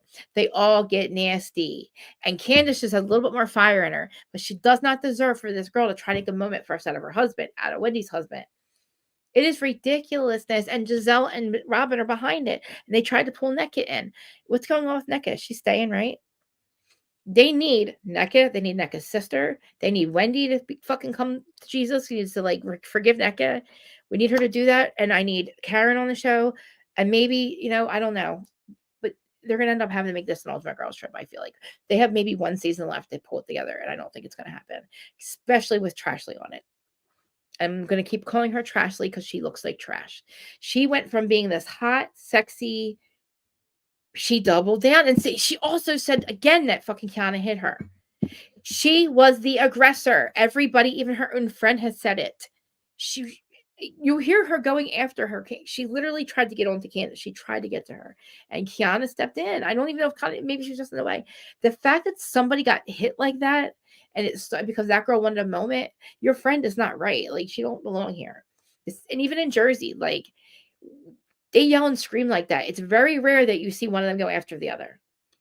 We throw glasses. We do. I mean, I know that it's toxic, but literally in Jersey, like, at least like we're not bloody going to a fucking, you know, the hospital. It's wild. And yes, Jennifer Aiden threw a glass because guess what? She was like, you can't stand people talking shit on you, Jen. At least they're saying to your face. But I'm just saying, it made it, yeah, it was so bad. Like, she could, I don't know why this girl, she needed a moment. That girl was so desperate to get on the show, that Sesame Street character. This is what I mean. They fuck the shit up. These people, like Laura Lee, like, why are you fucking up your chance? If Bravo doesn't want you, your next chance is to be best friends with the girl that's on the show, not mess it up. Like, think about it. Like with Marge, we know her assistant. Her assistant lives with her. She's not a housewife, but Marge's assistant, whatever her name is, I can't remember it now, but you know who I'm talking about. We know her why, because she stayed with Marge and she didn't go against her. We know Laura Lee. We know now she's beat. She's never going to be back on Bravo again. She was used as a minion. She went against her best friend because Bravo didn't want her, Marge. Of course she's going to have all your secrets, you dumbass. Like, that is the fuck up that you're doing. Like, you fuck up your 15 minutes, just like Raquel. We're on episode 10 now. What? Now you're doubling. Now you're like actually going back on. Now you like learned nothing in therapy. Rachel has learned nothing in therapy. Not a thing. Anyway, I don't know if you guys are still listening to me. But anyway, I'm here. I guess I'm gonna try to get live with Dustin later. I'm gonna think about the high tea thing. That's actually a really good idea. Every day at 4:20. I mean, yeah, I could come in even if I don't have if I just have the avatar up, we can just go over a couple things that are going on. Because I looked yesterday, there wasn't much. Not yesterday. Yeah, it was yesterday. Remember, I came on randomly yesterday. It was awful. Yeah, she's like, and they were. I know. Like, she really did. She's like, but then she puts her friend on pause, but then she comes to the event and she's kind of blaming Kiana again. I think Trashly has been set up because she has no choice. But I wanted her to be fired. I want her to have to depend on Michael for the rest of her life because GNA is not going to work. Think about it. When you go to look for leggings, are you going to put in GNA? I mean, nobody's wearing She by Sheree. It's one of those like fucking things like that's not going to work that Bravo made you put together real quick. Since when are these two like, I don't get it. I don't know. There's outfits I'm not wearing them outfits to work out, by the way. You better look really like, are they not size? Like, I looked at those outfits that GNA had. They were not like, they don't go for all sizes. Like not all sizes can wear them kinds of outfit. It was just a disaster. All right, but I'm gonna shut the fuck up now because there is some high tea that we can talk about later. But I'm starting. I know Dustin. I want you to. Oh man, I'm gonna talk about. We have not talked about Vanderpump yet. And sister seeking sister wife, but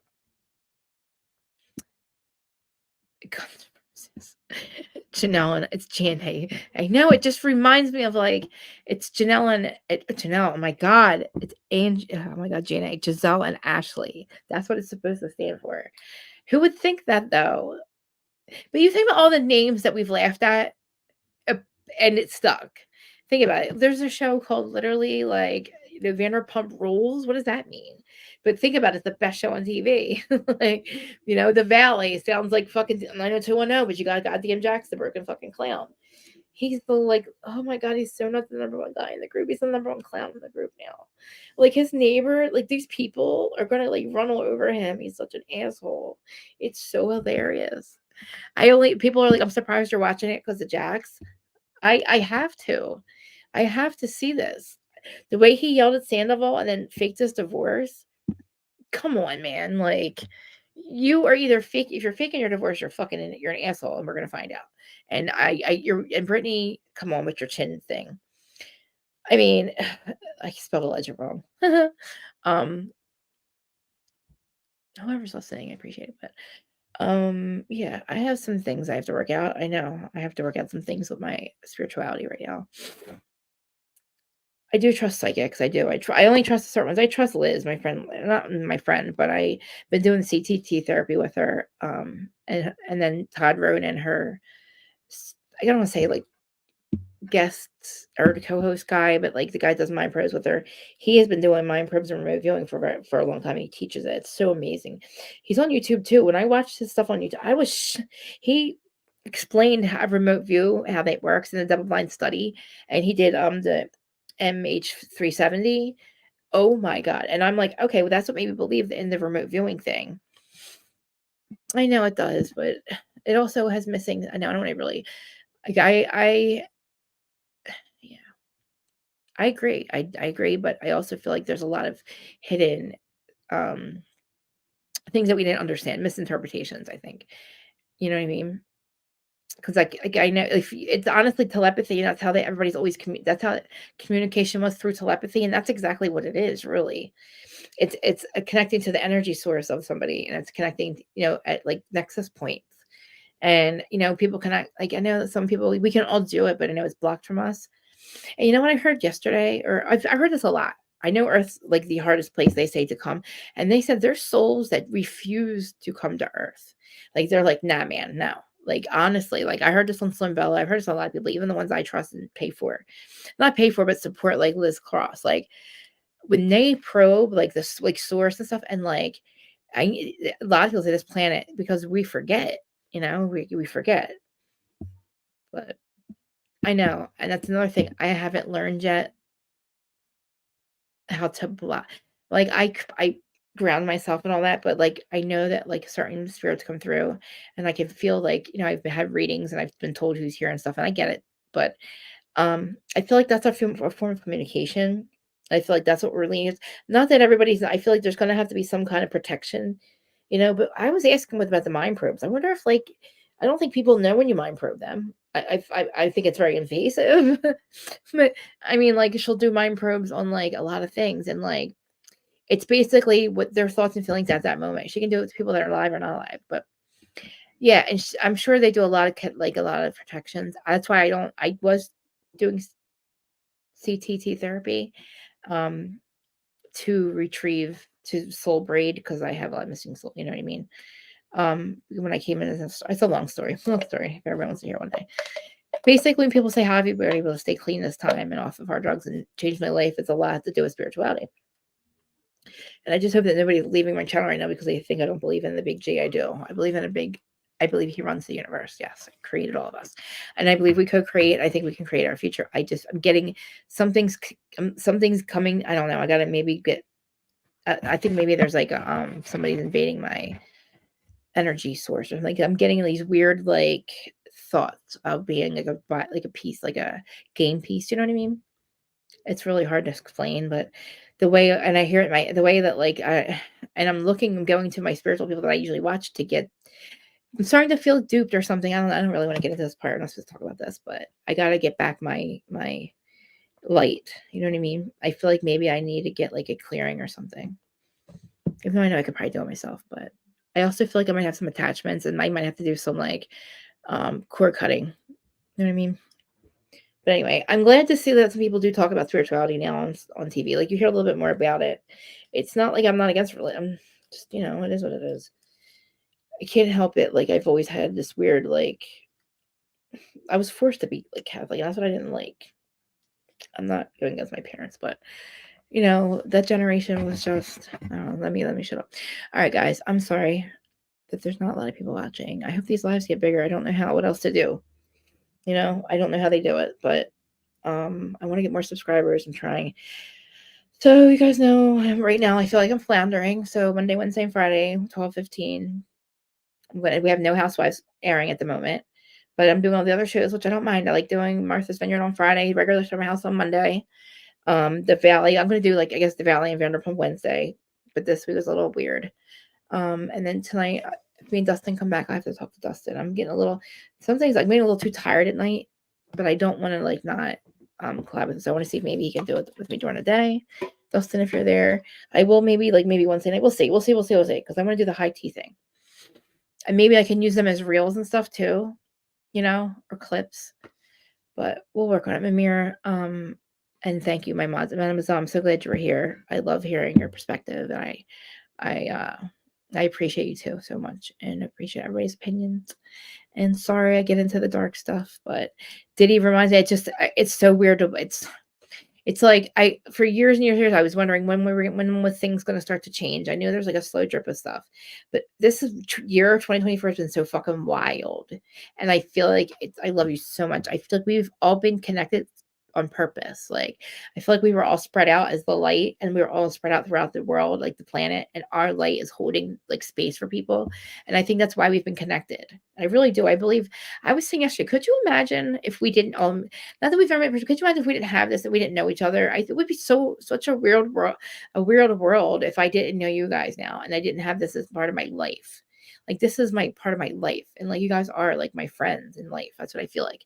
And even though like you guys support me, you don't have to, and I don't ask you for money, but I like the fact that like we've known each other for so long. And I feel like what a weird world it would be if we didn't. And like just it's so crazy to think.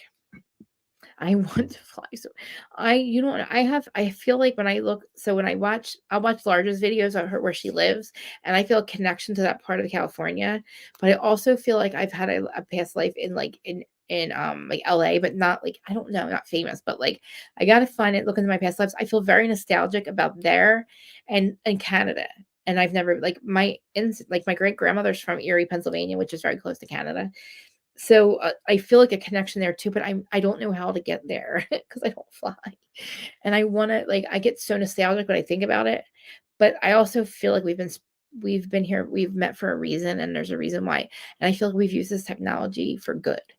Could you imagine how the word would not get spread without this? We can go on and have services. It's amazing. And we can all meet together. It's like, yes. All right. Yeah. It's like, shut Krista up. No, I mean it. I love you and mean it. And sorry about getting to the religion and politics. I usually shouldn't talk about this stuff. But anyway, I appreciate it. This was a good show. I'm so excited about Martha's Vineyard, by the way. And regular Summer House, so proud of Carl. I'm so glad we can see people that are getting sober off of alcohol and are not getting on, you're not sober because you do this, or you're not sober. We're sober off the drugs that were killing us, and that's the best part about it. And me too.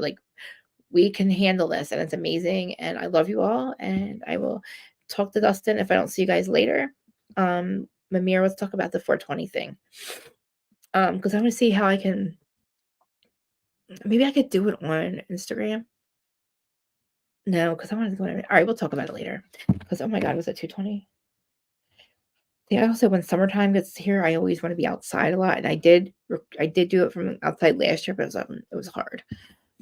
But all right, guys, I love you. I will see you all later. Look for my